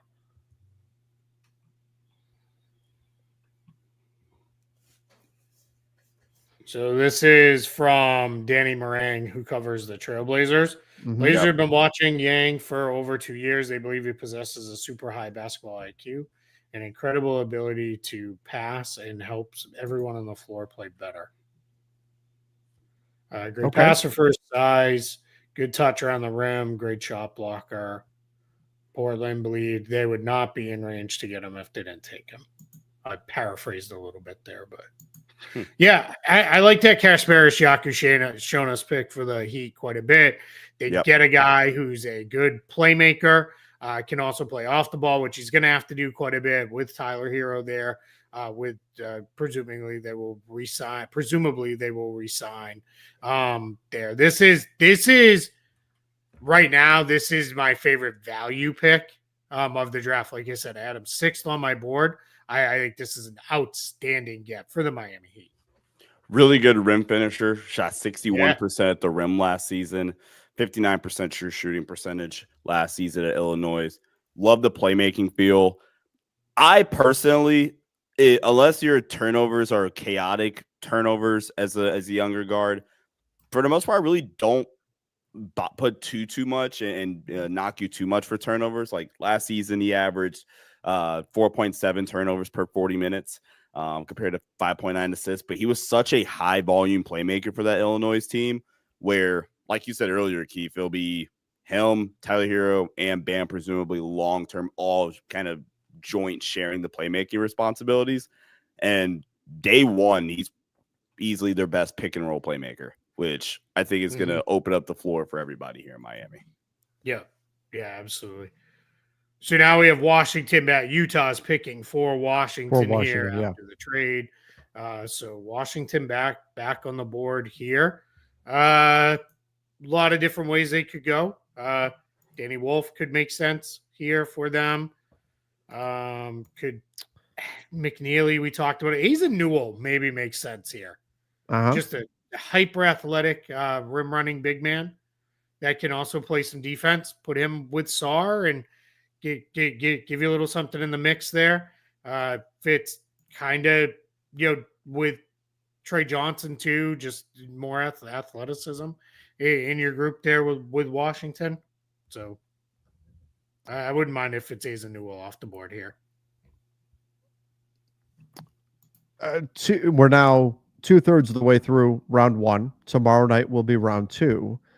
How are we feeling about this draft in general so far? Played out about like you thought? Where are we at, guys? Go ahead, Sean. Just in terms of how the draft has panned out so far. I think there's some really, really, really good value here still. Would be interested to see if a team tries to hit up Brooklyn at 26 or 27 that, has a couple of second round picks or just second round draft capital in general. To try to trade up. Like you look at a Nick Clifford, a Rasheer Fleming, a Asa Newell, Liam McNeely. I think there's a lot of talent left to where there might be a team that's willing to trade into the back third of the first round. And kudos to Keith that it was high in Yakushonis. Like I just tweeted out, I think Miami got one of the steals of the draft. And this is who did they take? This is honestly 3 straight years of me really, really liking their pick. They got Jaime in 2023.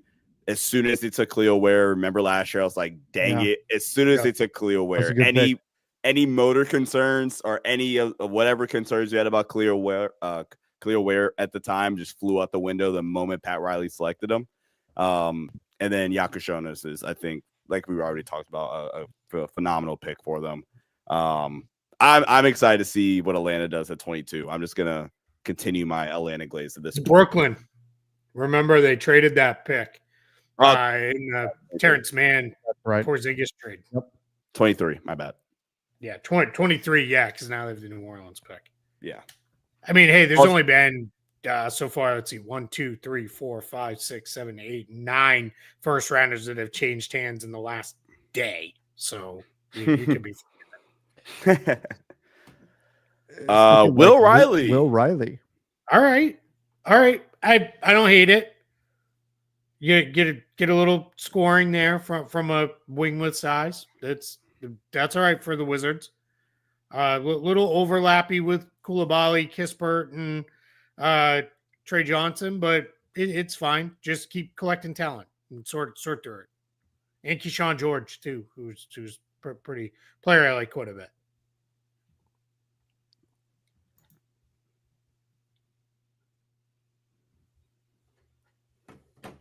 We've got Chris that feels like Wiggins and Lakers is a real thing. I mean, potentially there's been some buzz about it. It makes some sense, but a lot of it depends on the cost. Big wouldn't salary be bad. number to match. Yeah, it's about getting there salary wise, and then I know people are sick of hearing it, but it's about opportunity cost too. From the Lakers side, they only have so many salaries they can send out in a trade that makes sense, and so they've got to figure that out too. And they're not going to be able to plug every leak that they've got on this roster. They're just not. And so which ones do you prioritize? And that's going to be a big part of the conversation for LA. I think he's a fine option, but again, it all depends on how much you have to give up to get him, because that's going to dictate what else you can do out there on the market. Because just getting Wiggins, it's not like you say, oh, cool, they got Wiggins. That's it. They're good. Everything's fine. No, they've got multiple things that they're going to need to do. And that's going to be the challenge for them. So we'll see how all of that goes. Ayton wouldn't be bad for the right price. That's the key. It's all the right price. And then what is he going to get in free agency next year and all of that. But he's a tough one just because, frankly, I think most would agree he's not worth $36 million. He's not a terrible player. He's just not worth $36 million. If he made 20, you'd be like, okay. Exactly. Sure. Exactly. If he made 20, you would say, fine, no problem. And so it's about how you get there logistically to make a trade work with a guy like DeAndre Ayton. Also, it is an expiring contract, so you're not like married to him for years and years, and you're not going to give up a lot to get him. So, I yeah. If I'm going for a Blazers center, go get Rob Williams. But like I was talking about this earlier today, Keith. Like if you get Rob Williams, don't you pretty much have to have two other centers that you feel like can play on your and then you sign somebody for a minimum? Like because you can't.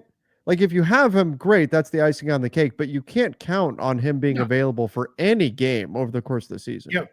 So what you do, if you got Rob Williams, let's say it was Kleba for Williams. Sure. And that doesn't work exactly, but close enough, right?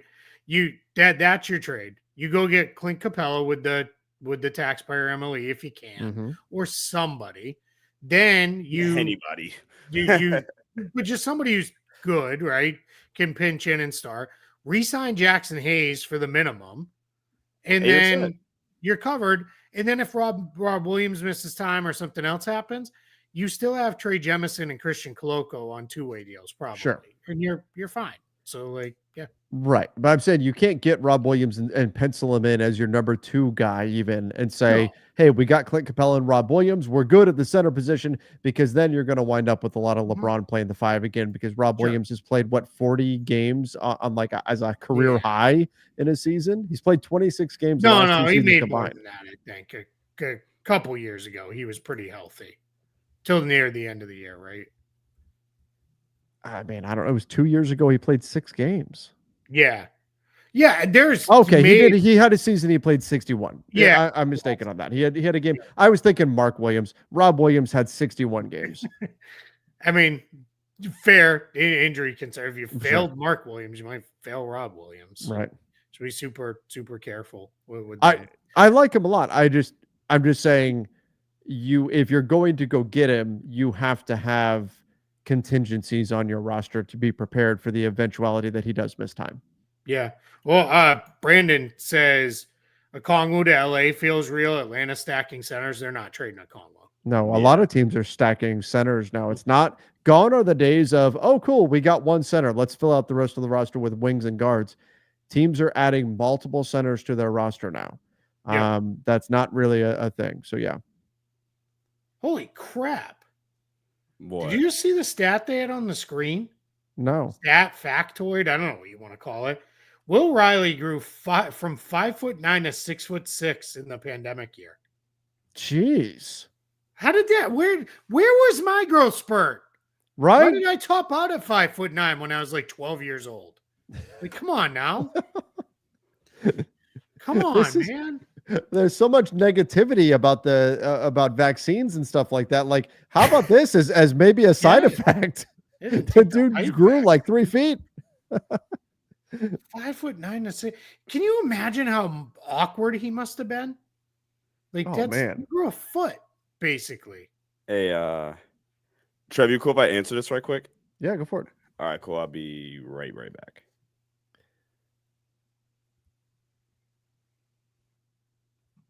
So, like, there is going to be some awkwardness that comes with that. That comes with that kind of growth. Some growing pains, I would assume, for sure. But we've also seen historically where that leads to players who are bigs or bigger, but have some guard level skills because they had to grow up as a smaller player. Yep. And like, I think of Anthony Davis as an example of that. And sometimes that can create a really intriguing blend of skill sets. Yeah. Hey, I'm going to make a plea real quick here while we're waiting on this Hawks going to the Nets pick. If you're watching right now, go hit like on the Front Office Show channel, please, and hit subscribe. We are closing in on 40,000 subscribers. We're really close. So many people are watching. We can get there tonight. Help us push over 40,000 subscribers. And standing offer, especially if you're new, Front Office Show fans know this. I'll give you a hug. If I see it, if you're subscribed to the show. In Find me Las at Vegas at League. Summer League. There you Yeah, go. if you find me at Summer League and you show me that you're subscribed, I'll give you a hug. So but yeah, please go subscribe to the show, like this specific video. Please, please, please, please help us out. How can you say no to that? That's on the Front Office Show channel. You can do it on the Lakers Nation channel, but I assume a lot of you are already subscribed there. There you go. Please, Front Office Show channel, please get there. Lakers Nation, you guys won't even notice if 1,500 of you subscribe. I would notice, Keith. I watch the numbers like a hawk, man. I am maybe not like an Atlanta Hawk, but like a hawk. I do watch the numbers very, very closely. All right, let's go. Front office background on the Lakers Nation channel. Yeah, you know what? Initially, and I even said it on our live show earlier today, that I was just going to do front office show and over on playback, and that's where we were going to be. And I had so many people message me and ask, can you please go live both places, Lakers Nation and front office, and we'll just all be together. I finally I gave in and I said, okay, let's just do it. Get us out to as many people as we can. And so that's why we're live both places. But technically, this is the NBA front office show. We're just also live. And that's why we're talking so much non-Lakers stuff here as well. But that's why we're live both places. Front office show, Lakers Nation. We're live at both places here. And if you need your Lakers fix, Trevor will do approximately 87,000 more Lakers shows by the end of the weekend. So Absolutely. Sure, you'll be fine with that. So, and you have the Lakers Nation background on the TV. So that's right. I do. I decided to mix and match a little bit there. Yeah. By the end, it's just going to be me like duct taped to this chair here that I'm sitting in to prop myself up. Talking about that's by the end of like the free agency period. That's usually where I'm at. I've gone through a whole case of the Zoa energy drinks that I love so much, and I'm just duct taped to the chair, and we're talking Lakers trade rumors and all that kind of stuff. But that's by the middle of July, and then by the middle of August, I'm losing my mind because we've hit the drought and all of that. So I am not complaining by any means. Let's just say I'm not worried about this being a problem. OMM says, Keith, if 5 women in a row come up and ask for a hug, how will you explain that to the wife? What did I just walk into? So, Sean, we have a standing offer on Front Office Show that if you run into me at Summer League, okay, and you can prove you're subscribed to the show, you get a free hug. Like I will give you a free hug. What I'm trying to do is push us over 40,000 subscriptions. Yeah, right. So we're almost there. So come on, guys, make it happen. What would your wife? What would her reaction even be if she followed you to Summer League? Yeah, she would say, "What stupid thing did you say to cause?" And there's literally no chance she would follow me to Summer League into the arena. She'd be like, "No, I'm gonna go see a show." My wife and daughter came with me to Summer League one year, and they went and did shows and stuff. They were like, "We're not watching this." I tried to talk my wife and daughter into coming out to Summer League this year. And my wife's like, well, like, aren't you going to be doing basketball stuff the whole time? Yeah. I'm like, well, yeah. I mean, that's basically what Summer League is. Well, I don't know if I want to go do that. I'm like, okay. Yeah, I guess that makes sense. Hey, look, we get a quick cap question. What happens if a team waives a player on a non-guaranteed contract? Is it the same as if it was a guaranteed contract, i.e. the apron? And then we get the pick. So Lance, we'll leave your question on the screen and we'll come back to it. Or I'll come back to it, I promise. Because we want to do the pick here. Mm-hmm. Drake Powell off the board. There you go. All right. Not maybe a little early. I think people had him few picks later, lower in the first round, early second round, but really athletic kid, can really defend, gets after it on that end. That North Carolina team, another kind of weird team. They had a couple older guards that dominated the ball quite a bit for UNC this year. So Drake Powell didn't always see a lot of touches, but there's a ton of potential. He is another guy who is very how do I put it? He was supposed to be a high lottery pick when the process started, and then just I think a very weird year at UNC dropped him down some board. So I'm all right with that. I don't mind this pick. Again, it's the Hawks, but this pick is going to the Nets. So if we look at the Nets night so far in total, it is Demon and then Nolan Traore and now Drake Powell. Okay. I'm all right with that. I think they didn't pick the correct dart throw, but I think this might arguably be one of my favorite Nets picks out of the three. Sure. Yeah, I'm with you. I would have taken Yakushonis over Traore. Myself, Demon, little Demon. Questionable. Now seeing the way the rest of the board has fallen, which is always right. We don't have the benefit when we're looking at it in the moment. Okay, like now it looks a little bit better the way some of the other things have fallen. But yeah, I like this pick for Brooklyn to get Drake Powell. I think he's a good player. Atlanta. Rasheer Fleming, Nee Clifford actually is the pick. Go get Nee Clifford. It just win me over. Wait, they I already forgot who they took first. No, wait, never mind. They traded back. I'm tripping. My bad. That's all. Yeah. This is the boy they traded out of the pick that ended up being Derek Queen. Yeah. So now they're back to this. Nee Clifford. Yeah. I don't mind that one. That's pretty solid. Huh. I almost crashed. This is a super chat. I almost crashed my car when I heard the Hanson Yang pick. I might leave Portland and become a Heat fan. I had to pull over when the Luka trade happened, so we're almost in the same boat. You were driving when the Luka trade happened? Yeah, I was driving home from a game and I had a player in my car, and my best friend sent the message. I'm like, all right, let me park the car. Get out of bed to go record the show. I posted the clip, Keith, of you and I from the other day when that Luka trade happened. That was the crazy, and I had just gone off. It had been like 10 minutes that had gone off the air after the Knicks Lakers post game.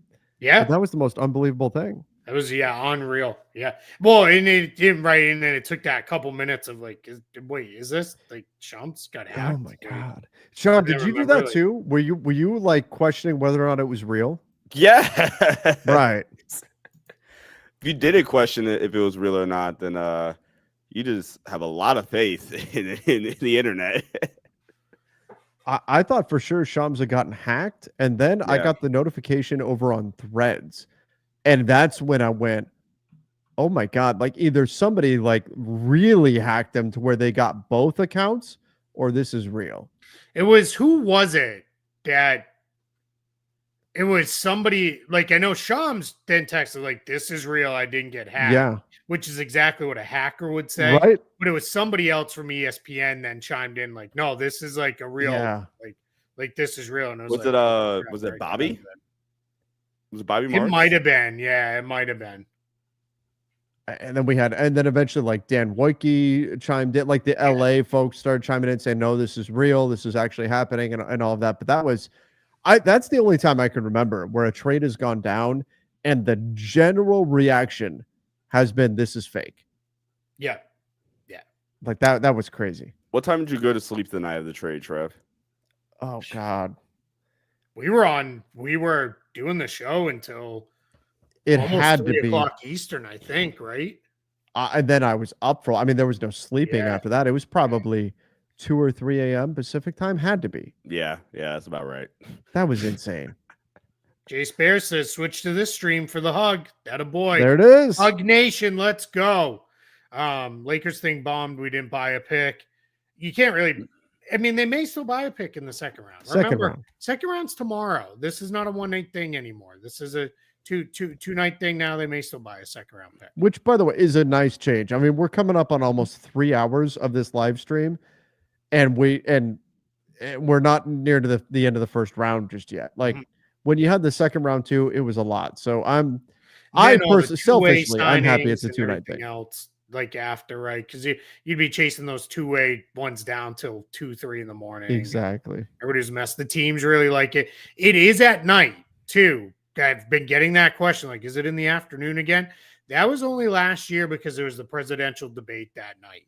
So that's why they were like, no one's gonna watch, so we need to move it. So it is in the evening. It's 8:00 again. Yeah. I'm with that. All right, let me Ace get back and to Newell. Lance's question here. But the pick's gonna come in any moment. Team waives a non-guaranteed contract. Player just comes off the books. It's $0 on the books, not on the nothing towards the apron, nothing there with that. So yeah. All right, Ace and Newell to Atlanta. Stays close to where he went to school at Georgia. Love that pick for them. Gives them another big, super different big from Porzingis, who they just acquired. He's much more around the rim and athletic and those kind of things. So I pick. People asking, are we going live tomorrow too? I'm not planning on going live for No. the second round of the draft. Too much happens. Yeah. In the second round that it becomes really hard to track live. So no. If the Lakers do something significant, obviously we'll do that over on Lakers Nation, and we'll definitely cover that. I'll put some stuff up on the basketball bulletin as well, of course, as things are happening during the course of the day. But I'm not planning on doing a live like pick by pick like we are tonight here for round 2 of the NBA draft. Let me put out there, though, for everybody who wants more live coverage, Saturday morning, I know it's super early, but literally it's because Bryce has to jump on a harvester and work his farm. I saw his response. I wanted to jump in and tell people, like, he's not joking. Not this kidding. is not he works kidding. on it. Yeah, his family has a farm, and it's harvest season. But Bryce and I, 8 a.m. Eastern Saturday morning, and we're just going to go live. Because it'll just be easier to get it out there. We are going to recap all 30 teams and all 59 picks. So we'll talk about everybody, what they did do, didn't do. Bryce knows all these players cold, so we'll get into the players and everything. It'll probably be a pretty long show, probably looking at a couple hours at least for us to get through it. But we'll be there. But yeah, Bryce is you're going to go live with me Saturday morning. And if you're not awake, I will not be Saturday morning, 8 a.m. Eastern time. If you're not awake, though, the cool thing is it'll live right there on the Front Office Show YouTube channel. You can go watch it after the fact and check it out, even if you're not around live. Yeah, so, absolutely. And that was a great. You guys did that last year, and it was a great episode full of so much stuff that you guys included from that. We'll get it at that point too. The nice thing is we'll have some of the two-way details for undrafted guys and camp deals, some summer league signings. DA Baracus asks, 8 a.m. Eastern. 8 a.m. Eastern. So early. I get it early for you guys. 5 a.m. Pacific time. But catch it after the fact. Yes. And you can load up the podcast version as well if you're going to be driving somewhere for the holiday week, the next week or whatever. So we'll have a lot of fun with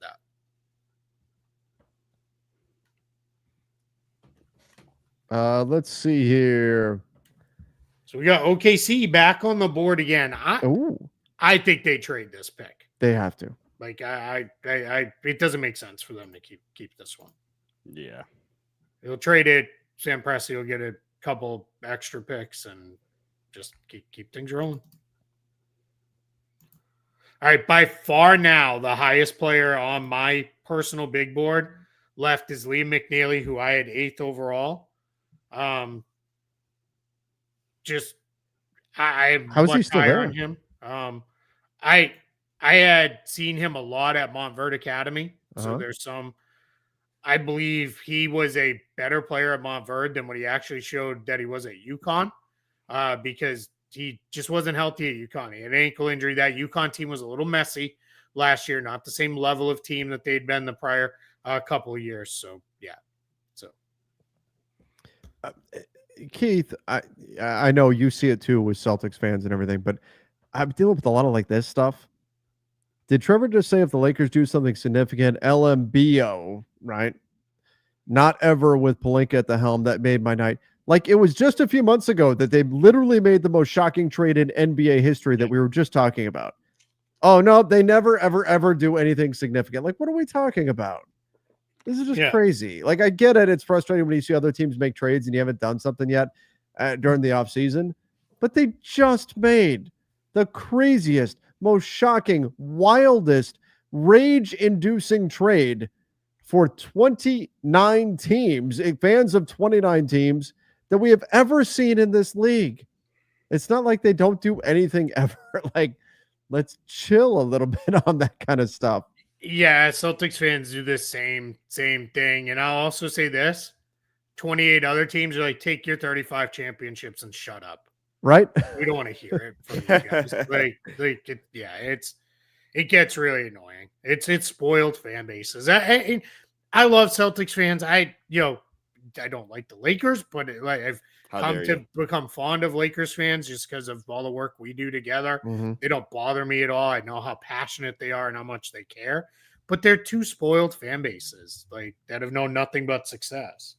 Oh, there it there is. it is. Sacramento. Clifford to the Kings. Kings make a trade in and did really well. Yeah. And they got Neek. Heck yeah. Yeah. That's a really good pick for them. I really like. You know what? The rumor has been all day that they felt like they could trade into the first round. Yeah. I will say, shout out Jake Fisher was all over this for the Stein line. He had said the Kings and Mark Stein, I think, was involved in some of that reporting too. The Kings were looking at that Thunder pick as a pick they could get, which it's the Kings trading with Sam Presti. So now I'm afraid they traded every future first they have, which terrifies me. But yeah, that's a little scary. Sam Presti just got 10 first round picks for the would that shock you if that's what followed next? Not at all. It'll come out here, I assume, momentarily. Yeah. Oh, here's the other thing that's going around. Oh, the Luka trade doesn't count because it fell in Pelinka's lap. Like, if we're gonna disparage the guy for the misses, and rightfully so, I've done it many times myself, we also have to give him credit for the hits. You can't do that. You can't just say, oh, no, anything positive he did does not count. It doesn't work that way. No. Yeah. I get it. I get the whole fell in his lap stuff, but you still had to make the deal. Mm-hmm. Yeah. Trade was rigged. And I mean, anyway, to everything we heard too, like he negotiated that pretty well, like sold the whole idea that, oh, well, if we can't talk to Luka and get assurances that he's going to extend his contract, then it's only fair that we pull a first round pick out of this, right? I mean, it sounded like he negotiated the hell out of that thing. That doesn't mean that he's always made the right. He certainly is not. I've been plenty critical of him for missing on tons of singles and mistakes made in terms of signings and trades and all kinds of things. But all right, so it's important that we give credit where it's due. Pick up the mood a little bit and get into it. Really good pick by the Kings. Nick Clifford. I know that there's been the buzz about Cedric Coward being this year's Jalen Williams. Nick Clifford is like the more of the Jalen Williams for me, only because this kid has very good all-around skill set, can do some stuff on ball. I liked that he moved up a level of competition at Colorado from Colorado State. Not a huge jump, but a little bit of a jump there, and still played really, really well. Really did some good stuff there. So, all right, I guess I said Colorado to Colorado State. I think I said I don't know. Maybe I got it backwards, but it's Colorado State's where he was. Really good all-around player. Defends, can pass, on ball, shoot a little bit off ball. I'm really excited for Sacramento to get Nick Clifford here. Yeah. I'm just scared about what they gave up. Yeah. Yeah. Exactly. What did they trade in order to get that pick? Yeah. I want to be so all in, but they just traded the future of the Cleveland Browns in order to get that pick. 3 consecutive first round picks for Bo Callahan.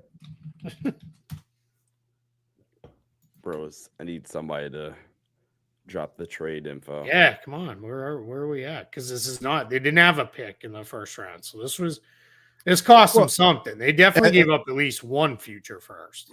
And the word has been, folks, that was a joke from the movie Draft Day. But the word has been that they've been looking to take Devin Carter and or Malik Monk and use those guys as trade chips. Jace Richardson to the Orlando Magic. Okay. I don't mind it. Not bad. Some people had him really high on their board. Felt like it kind of normalized a little bit towards the into the 20s, which is where he's ultimately going. Little small for a guy who's probably more of a 2 than a 1, but there's some stuff to like there with Jason Richardson. Jason Richardson's son, by the way, if anybody doesn't know. Oh, yeah, good pedigree. Dog, we're seeing everything but the trade stuff, right? Like, We're getting everything but what Sacramento gave up. They had to give up 2 first-round picks plus the master copy of their infamous Nick Rocks cheer and from the draft years and years ago. And they traded the beam. And the beam. They traded the beam. They traded the beam, and the rights to the Nick Stauskas cheer to Sauce Castillo in order to get this pick. All right, so prime trade spot here. Brooklyn back-to-back picks. They've already made 3 first-round picks without moving them. They already have Yegor Demon, Nolan Traore, Drake Powell. Now they have both the 26 and 27 pick. One of these has to move. It'd be insane if it didn't.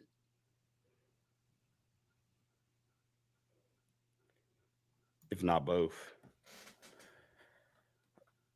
Like, really, though, what did Sacramento give up? The Oklahoma City just said, we feel bad for you. We have enough. Okay, C just said, we've got so many picks. This one's on us. Here you go. Yeah. Oh, I like it. I like it.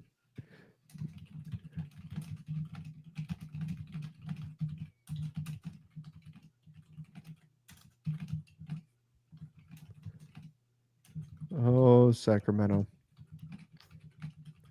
And now we'll see if they could split up that trio of DeRozan, Sabonis, and Levine. If they can do something there.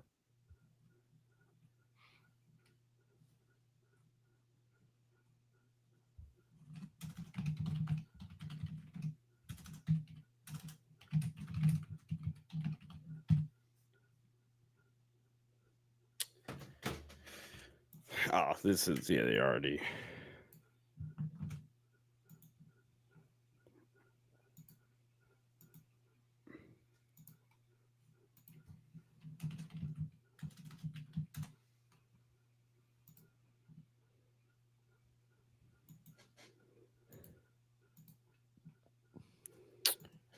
Dang, it's like Shams, you not working the phones well enough right now? Everybody taking a nap here. He's running out of power right now. He's got to go plug in somewhere. I like this Jace Richardson pick a lot for the Magic. Now you've kind of got your guys settled in here a little bit with Bane and Suggs. You get another upside swing at a kid who, again, some people had going much higher than this in the draft. So, I kind of like this.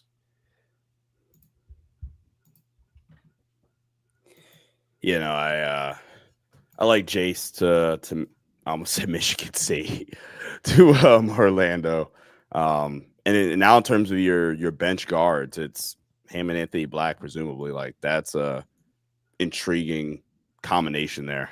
Seems like maybe some, let's see. The Kings traded their protected 2027 San Antonio first round pick. So literally just the Thunder kicking the pick down the road. Just kicking the pick down the road. That pick is protected 1-16 and then immediately becomes 2 seconds if it doesn't convey. So, yeah, the Thunder are just saying, hey, we don't have enough room on our roster for this pick anyway. Give us a shot at a pick a few years from now that would be somewhat similar in value, and we'll do it.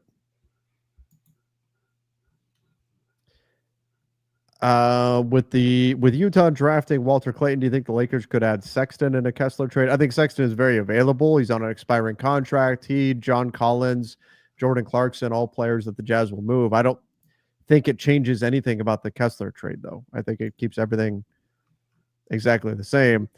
Should the Lakers reach out to Memphis for a center? Yes.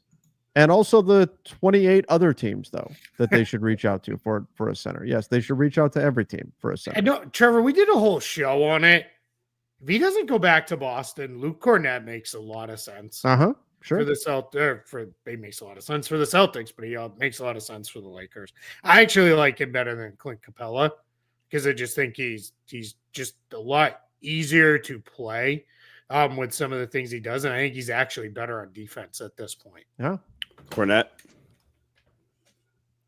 And I mean, he is the innovator of the Cornet contest, which, as we all know, revolutionized the game of basketball. So, Which should be called the corn test.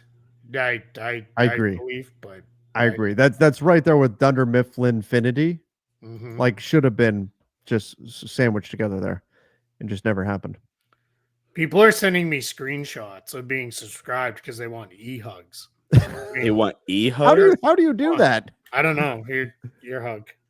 There you go. I don't know. Mission 86 said, off topic, but can you guys please explain how Vegas, over 250 miles and 5 hours away, across a state line and a mountain, is part of the local broadcast area for Los Angeles? Well, it won't be once the Vegas expansion team comes in a couple of years. Yeah, no. I mean, these are all antiquated FCC rules and stuff. But nobody complains about not seeing games, and I think has it worse than Brian Windhorst in Nebraska.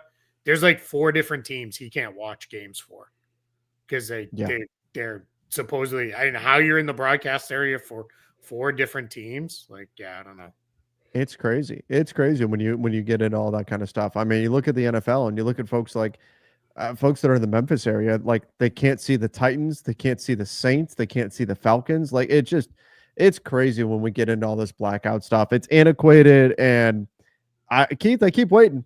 I keep waiting for the day when this stuff is going to go away and we're going to have all the games in one place and we're just going to be able to watch them. But I dream. I don't know that we're ever going to get there. I will say this. There are more teams that are starting to work with the league on an idea of saying the league owns their broadcast rights. And then just that will hopefully make it easier for people to see the games rather than it being through some legacy media.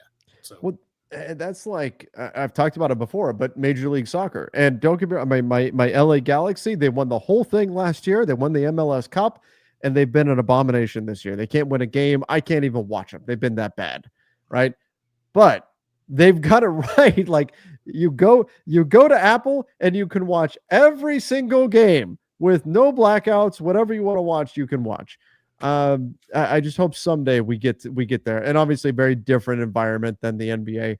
I just hope someday we get there for the NBA and for pro sports in general. Just give me one place where I can go watch all the games and I'm happy. Well, we wait for these back-to-back Brooklyn picks, which it should be like a fantasy league where you have to make both of them at the same time, because nobody likes the dude in the fantasy league who has the comeback picks and then just takes the whole time on both of them. Don't be that person. You're a bad person. Right. You've had literally an entire round to decide what you want to do. Like have guys queued up and ready to go. All right, I'll get off my soapbox. Now I don't remember what I was going to say because I started ranting like an idiot. You're going to say that Brooklyn needs to make these picks quickly and not burn out the whole clock. Yes, just trade them. What I was really going to say was I really was so mad. I looked in to get. I had Sunday Ticket for years, back when like it was literally the only reason to ever have DirecTV. Then I looked at like what could it cost to get it again. It's so damn expensive. It is. Like that's insane. So that's just now I'm just complaining. First pick is in Ben Saraf, Israeli guard, played in Germany for Radio Farm this year, goes to Brooklyn with their first pick. So another on-ball guy to kind of pair with Traore. Let's see if he stays there. Well, I'm not told this pick stays in Brooklyn. I was about to say that. How many guards can one team pick? Yeah. All I can say about like the NFL stuff and all that is like, at least with what we do, I can at least justify it and say I can write it off on my taxes. Yeah. But that's a stretch, and it is so crazy expensive. And I'll tell you what, most of the time I just watch Red Zone anyway. Yeah. Trevor rocking a backwards hat now. That's right. Hey, we're getting there. We're getting there. I'm getting ready to go over the top here. We're gonna start arm wrestling. That's the point of the night we're at. Yeah, this first round's taking a little while. It was moving right along for a little bit there, and then it's kind of slowed down. But Just wait until I turn the chair backwards too, like AC Slater, and sit down on it. That's when you know it's did you the rip height your of cool. sleeves off? That's right. That's right. You start calling me mama, we're gonna have problems. Oh, Once again, Sean's like, these old farts need to go to bed. Yeah, Healed- going to Twitter now. heel turn Trev is here. That's right. I'm gonna tell everybody that I'm the last real champion ever. So I had Saraf and Richardson next to each other at 24 and 25 on my board. So right in range with where they get drafted. I feel pretty good about that one. That's not bad. All right, best players I have left: Liam McNeely, Danny Wolf, Janai Broom, Rasheer Fleming, and Noah Penda. My top 5 guys on my board. Cam Jones is the other guy I had as a potential first-round pick. So I had those are the guys I had first-round marks on. Yeah, I think at this point somebody just needs to take McNeely and like move on with their day. Him falling, if he falls to the second round, that'd be he'd be a good pick for Brooklyn with the second pick because they could use just more shooting and scoring. I think I am legit stunned that they have not traded any of these picks. Right? Are they going to set the record here? You think they're going to take them all? Maybe. We're getting there. I mean, we're at 27. I'll say this: if Liam McNeely's on the board when Boston picks next, like you're going to start getting a lot of people who want him in Boston just because he went to UConn.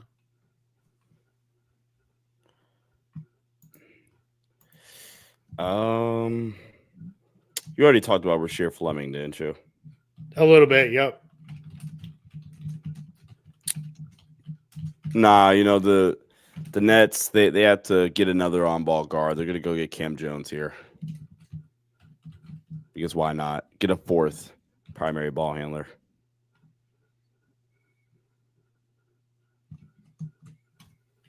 Somebody in the chat asked, why do you look different when on stream compared to during interviews? You look taller on stream. Because you can't see my legs. I have short legs. I have like a normal size torso, you do look tall. It's kind of your framing too, though. You would Maybe think that's Trevor's it. Tall. I probably subconsciously set the framing that way on purpose. But yeah, it's just the way that it goes. The hand I was dealt. Keith, which center do you want the Celtics to take at 28? Do you want them to take a center? I just put it on Twitter. It'd be all right with any of Fleming, McNeely, Wolf, Kalkbrenner, Reynaud. Danny Wolf. Yeah, Danny Wolf would be really solid. Oh no, I'm saying Danny Wolf to the Nets. Oh, all right. That's a good pick for the Nets. All right, so since I'm editing that tweet anyway, because I screwed it up the first time. All right, so Boston at 28. Liam McNeely, do you trade Sam Hauser? Yeah, I think Hauser's going to move just in a cap related or apron related move. That'll be kind of one of the final pieces to maybe get them all the way under the first apron. So yeah. Hungry like the wolf. The fact that they made all 5 first-round picks is that's almost crazy. Impressive. Yeah, it's wild. I'm legit stunned. A new record. I'm still not sold that they keep all 5 of these guys. You think there's a future trade where they move some of them? Good. I mean, there might be another trade where this could be one of these where one of these 2 picks was made for somebody else, right? And we just haven't gotten the details yet. That does happen sometimes. But they have a crap ton of roster spots because they have all these free agents. That's how they had $50 million in cap space for Terrence Mann. So maybe they are going to roster 5 rookies. It's weird because they're rebuilding. They have like no super young talent. It's like Cam Thomas and Daron Sharp are like they're young guys. So Right. Like 24 each. yeah. So like I mean, I get maybe you do bring all 5 guys in and just let them all battle it out. Maybe Saraf's not coming over for a year. Maybe he stays a year overseas. We don't see that very much with first rounders anymore, but could happen. It could make the Nets a really interesting team to watch at Summer League if they bring them all over. Yeah. Oh yeah. Yeah, if they bring all 5 of these guys to Summer League, that's gonna be really good. And they have a pick. They have the 36th pick in the second round too.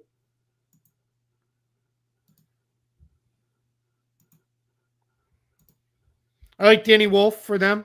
Can shoot it a little bit. Pretty for a guy who's 7 feet tall. He's got some on-ball skills. Can do some stuff there. They're going to be kind of a fun team with him and Demon as far as just passing and playmaking ability. Yeah. From a couple guys with pretty good size for the positions they'll play. Wolf can also play next to Claxton or Sharp. As well, because he does have the ability to step out a little bit and can do some of that on-ball work. So this is a pretty good pick this late in the first round for the Nets.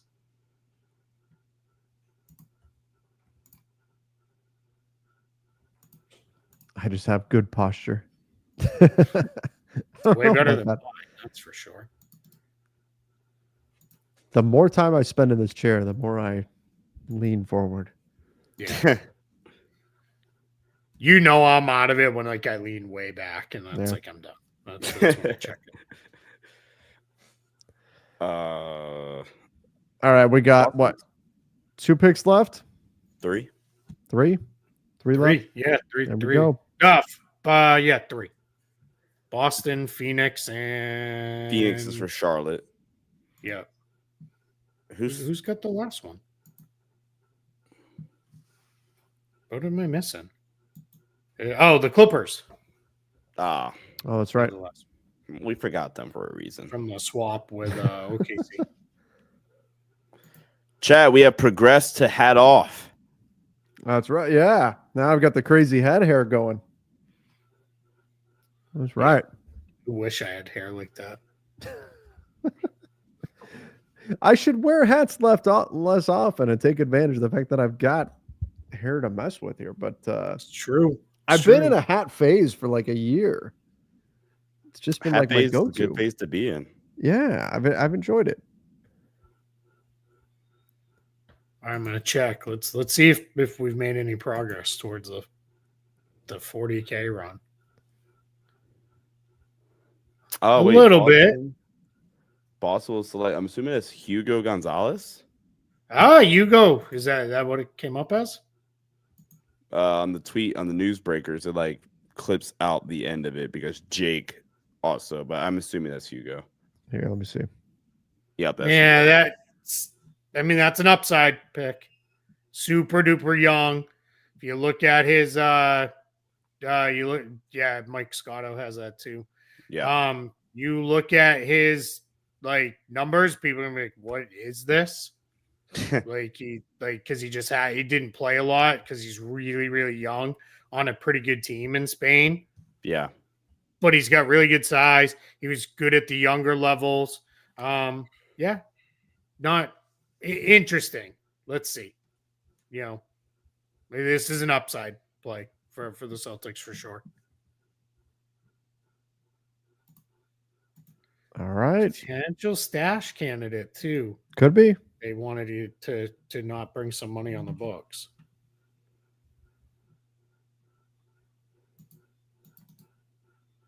I had him very early second round, but he was like the last guy I had a first round grade on that I thought was on the borderline.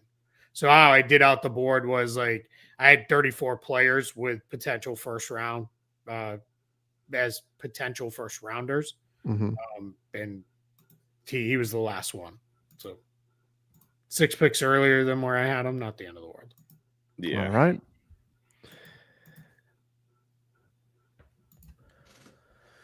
McNeely falling. Yeah. Still falling. Big time. Crazy. Charlotte should take him. Clippers should take. I mean, he should not get out of the first round. That's insane. Is this? I mean, somebody should trade up to get him, right? To trade in to at this point. if they can. And Charlotte should just take him for themselves. But yeah, I don't know. I think Charlotte either goes Liam McNeely or they go Rasheer Fleming here. Mm-hmm. Either guy makes a lot of sense for them. Earlier tonight, just to remind people, they went Con Knipple, so you probably don't go McNeely. That's probably too overlappy. Yeah. Fleming can play more at the 4. So yeah, that's an interesting pick. Charlotte needs a big now, though, right? They traded Mark Williams, so you could go Ryan Cockburner, Maxime Renaud. Sure. Yeah. Here could make sense for sure. I for mean, them. They do have Nurk alert. Yeah, sure. Sure. Maybe he'll be your answer for the Lakers. There we go. There we go. I would pass. Hey, we could sell it. The guy who was taken before Jokic. Yeah. We didn't get Jokic, but we got Nurkic. Right. Yeah, Same I thing, am right? stunned that Liam McNeely's still on the board. This one is going to be unless I'm completely wrong on this kid, this is going to be the biggest mistake. That he's still sitting out there. And we'll see maybe Charlotte will be the team. Eddie Guerrero, Latino Heat, said, could the Lakers be looking to add Austin Reeves in the Wiggins trade to add depth like Ware, Jaime Jaquez, or picks? I mean, not from my understanding of what the Lakers are trying to do if they were to trade Austin Reeves. Would Miami be interested? I mean, I think a lot of teams would be interested, but from my understanding, the Lakers, if they're going to trade Reeves, they want foundational piece back. If that's what they see Kello Ware as, then perhaps, but I don't know that that's exactly where they would go with that. Per Jonathan Givony, Boston will bring Hugo Gonzalez over this season. Okay. So. He also said it's one of the biggest steals in the draft. I don't know. He's super young and just hasn't done a lot at the higher levels. So, well, we'll see. High upside for sure.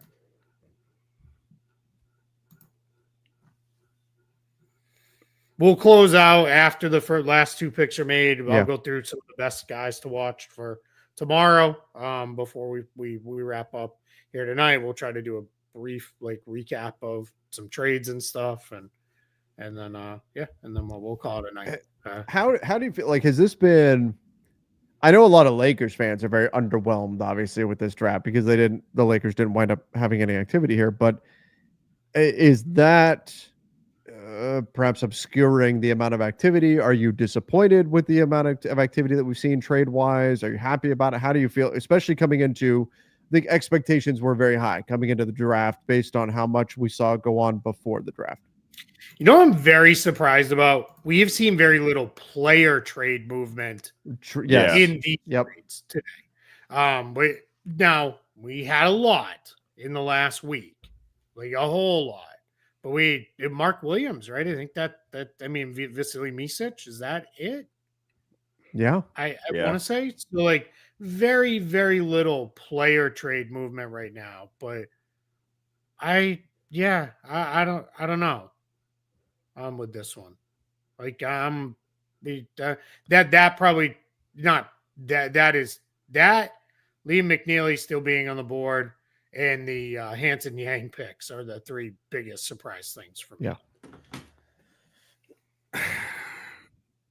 Yeah, I'm also surprised that we didn't see as many player trades, as many deals, involving some of the players that we've heard in recent days. And that doesn't mean that we're not going to see activity all the way between now and the start of free agency and even after. I think we are still going to see plenty of activity around the NBA, but a little bit surprised that we didn't see actually more stuff go on tonight compared to how much happened over the last few days.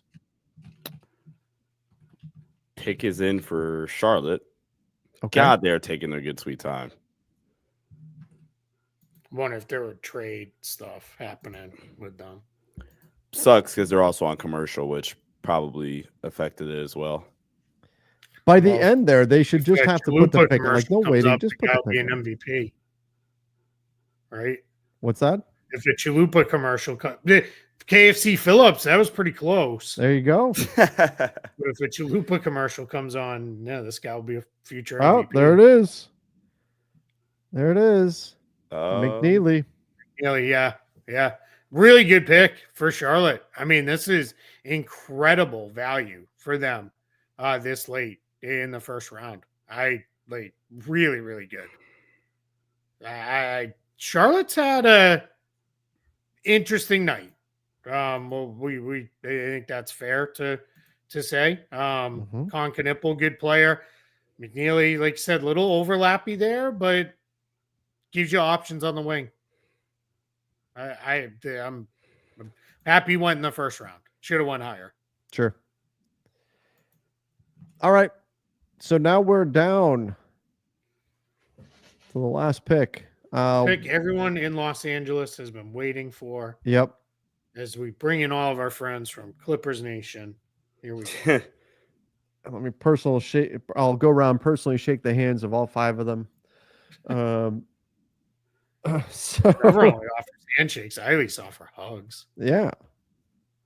Well, it's Clippers fans, you know. What do you do here to close out the first round? Rasheer Fleming. Yep. Okay. Yep. That's got to be for me. Where you go? Here, I think can probably play right away too, and they need more 4-sized guys. You could go with a center here too.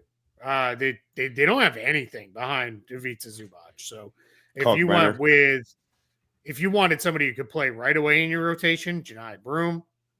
Clearly, I'm higher on him than the rest of the NBA world. So maybe Maxime Renaud, Ryan Cockbrenner, those guys would be pretty good picks too. But Rasheer Fleming, I wouldn't mind Cam Jones here. Give him a little bit of a 3-and-D with some on-ball chops there. But yeah, I would probably go Fleming if I'm not going with a big. Saw a tweet that said I'd rather have Mikal Bridges over all 5 players the Nets drafted combined. I wouldn't. Not for the Nets. Oh yeah, no. This is a Knicks fan saying this. Oh, yeah. Big ball. I like Liam McNeely. I didn't necessarily see him as a top 10 guy, but at this point, the value is just absurd, regardless of where you have him at. Yeah. I'll admit I'm higher on him than probably others are, but there was an attachment level there because I saw him play at the high school level at Montverde Academy. Shout out to Montverde too, 4 players from the same high school team went in the first round. Yeah. Flagg, Derek Queen, Asa Newell, and Liam McNeely.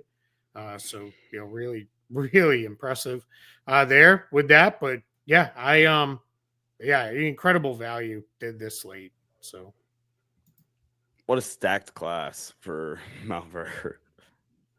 Yeah, that team was every bit as good as it sounds. Yeah. Oh wait, see, I didn't even notice. We went to one of us has to go backwards. Cap. Trevor went back to the forward. Oh, there you go. Yeah, sheesh.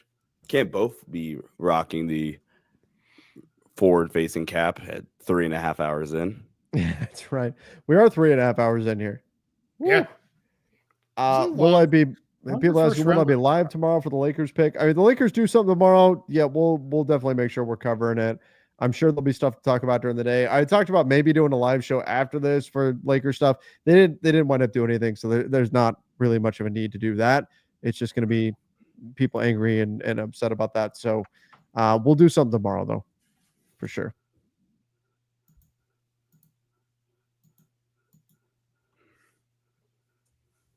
You're down to it. And of course, we'll have stuff on Basketball Bulletin. My guy Donnie already had up the Mark Williams trade and a couple of the other trades. He talked about those around there. So we'll have some stuff on there too, just what's going on around the NBA. And look, this is teams now after this pick, they get a chance to reset, evaluate what happened, figure out kind of the stuff that they want to do, and then revisit some of the trade conversations and things of that nature. So and that's part of why I like the 2-day draft, the way that they have now structured this. So teams will go back to the drawing board, react to what's happened so far, adjust their expectations, adjust the parameters that they're going to look at for a trade, and then revisit some things. So it's not out of the question for us to get some activity. I'm not saying Lakers specific, but just it's not out of the question for us to get activity around the NBA coming tomorrow. Yeah, absolutely. Yeah. I mean, there's second round always has a ton of trades because teams will move in, teams will move out, teams will move up, teams will move back. Yeah, and you're absolutely right. With the chance to reset the board, teams will really go into a place. Since when did the NBA decide to split the draft into 2 nights? This isn't the NFL. Nobody wants to wait another 24 hours for the Lakers pick. Well, okay. First of all, they started it last year. It's not about the Lakers pick. It's about we're 3.5 hours into this draft right now, and we haven't touched the second round yet. Yep. So you get into the second round, which, by the way, in previous years was 2 minutes between picks. Teams wanted more time to talk trades and things like that. It's just too long of a night to do it all in one night. So I think this has been a very positive change to switch it to a 2-round draft, both for, I think, viewership and for the teams themselves as well, to make decisions and have that break between the rounds. So it makes sense. It makes a lot of sense to me that they've done it this way, and I think it's a great thing. Yannick Conan Niederhauser off the board, so the Clippers go with a backup center.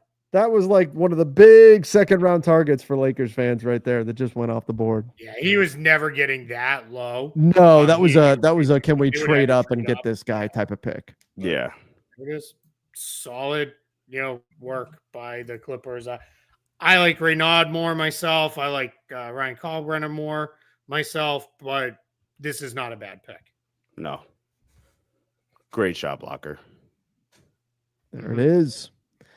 Really? There it is. That's the final. I'll tell you what, guys, that it will be the final gut punch of the night to Lakers fans who didn't see anything positive and then saw the Clippers take the guy that they were most high on, I think, in the second round, from what I've seen anyway, from Lakers fans talking. So that's not ideal from the Lakers perspective. But all that being said, another draft in the books, and now the second round. The first round, yeah. Second round starting up tomorrow. All right. So but before we get fully into the best available guys that I still have on the board, we could do a little bit of Lakers stuff here. They want to go with a center in the draft. There's still some really good options. They might have to move up to get them, but you've got Janai Broom on the board. You have Ryan Kalkbrenner. You have Maxime Reynaud. I like Rocco Zakarsky quite a bit. As a player as well. So there's definitely options you can go to if you really wanted to go. Stay a little later where they're in line. You got Lachlan Ulbrich is back there as well. So there are options for the Lakers if they really want to get a center. Another sleeper kid that I really like, Jackson Money out of North Dakota State. Just fun player, can really shoot from deep, super athletic, really, really interesting player. So real options if they do want to draft the center. There'll be some possibilities there. And as I've been trying to remind people, yes, if you're a Lakers fan, the Lakers need help at the center position. That doesn't mean they have to draft a center, especially when we're talking about the 55th pick in the second round. All you're hoping to get there is somebody that someday might be able to be part of an NBA rotation. That's it. Whether they're a center, a guard, a forward, it doesn't matter. All you're hoping is, can you find somebody who someday could be of NBA caliber? Yeah. That's it. A team need goes out the window when we're talking about that late. So I know it's frustrating to go, oh no, a center went off the board. Where the Lakers are picking right now, maybe they'll move up, but reality is whoever they're getting is not somebody you're going to plug into the rotation. It's not somebody that's going to fix your problems at the center position or anywhere else immediately. Not when we're talking about picks that are that late. So keep that in mind too when we're looking at this. All you're hoping to find is an NBA player. The position they play is very secondary when we're talking about the 55th pick. And if it's 55, you're picking a guy for a two-way slot. Yes. There's a priority two-way basically. And if he's on your roster, it's really truly for apron reasons. So you have a very small salary slot filling a roster spot. So whoever starts at the 5 for the Lakers is coming through free agency or maybe a trade. All right. Keith, you want to hit us with your best available? Yeah. And then we'll call it an evening here. Yep. So best available. Let's see here. Let me make sure I'm on the right sheet. My top 19 players all went.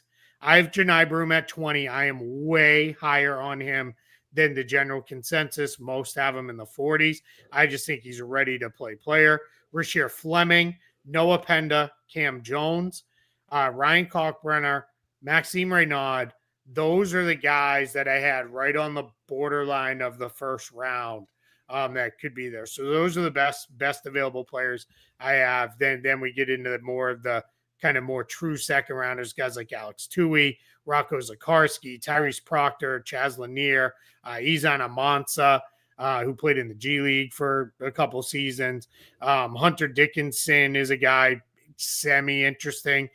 Kobe Sanders, I really like a lot. Kobe Brea, if you want to just ready-made step right in and shoot the ball, guys. So it's going to be a fun day tomorrow. There's a lot of players out there. You get a lot of older players drafted too in the second round because this was a very low underclassman thing. Rasheer Fleming is the highest ranked player that was an underclassman that didn't go yet. So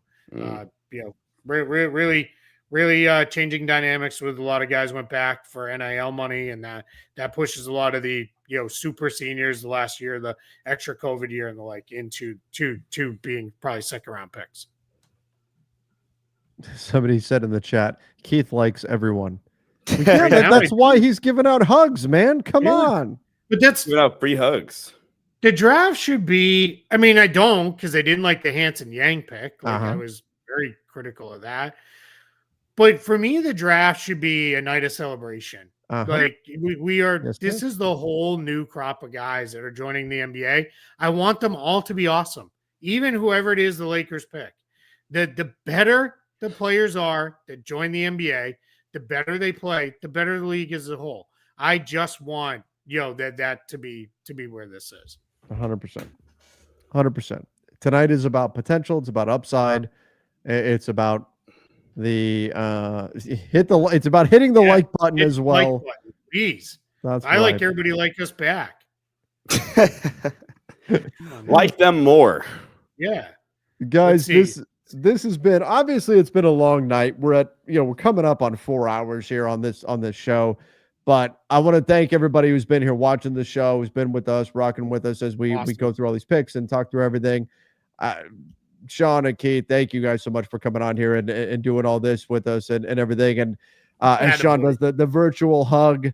That's right. This was kind of last minute that we set this up. Kind of a fun little reunion here with Sean coming back. It felt right just having the three of us together again to do the draft. So you guys are awesome, and I appreciate you guys as well. It was a blast. And tomorrow, we're probably not going live for the entire second round, but we'll be doing I'll be breaking things down over on Twitter and Blue Sky and sharing thoughts there and all this stuff. I think we're gonna get a really crazy night with a lot of trades and a lot of stuff moving up and down. I just don't know how much player movement we'll see. So, right. So we'll see that.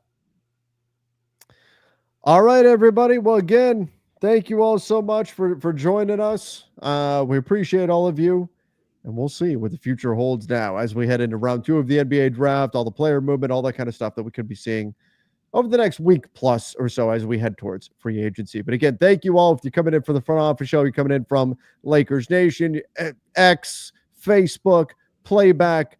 Thank you guys all for being here with us. We appreciate all of you. Till next time, see ya and stay safe.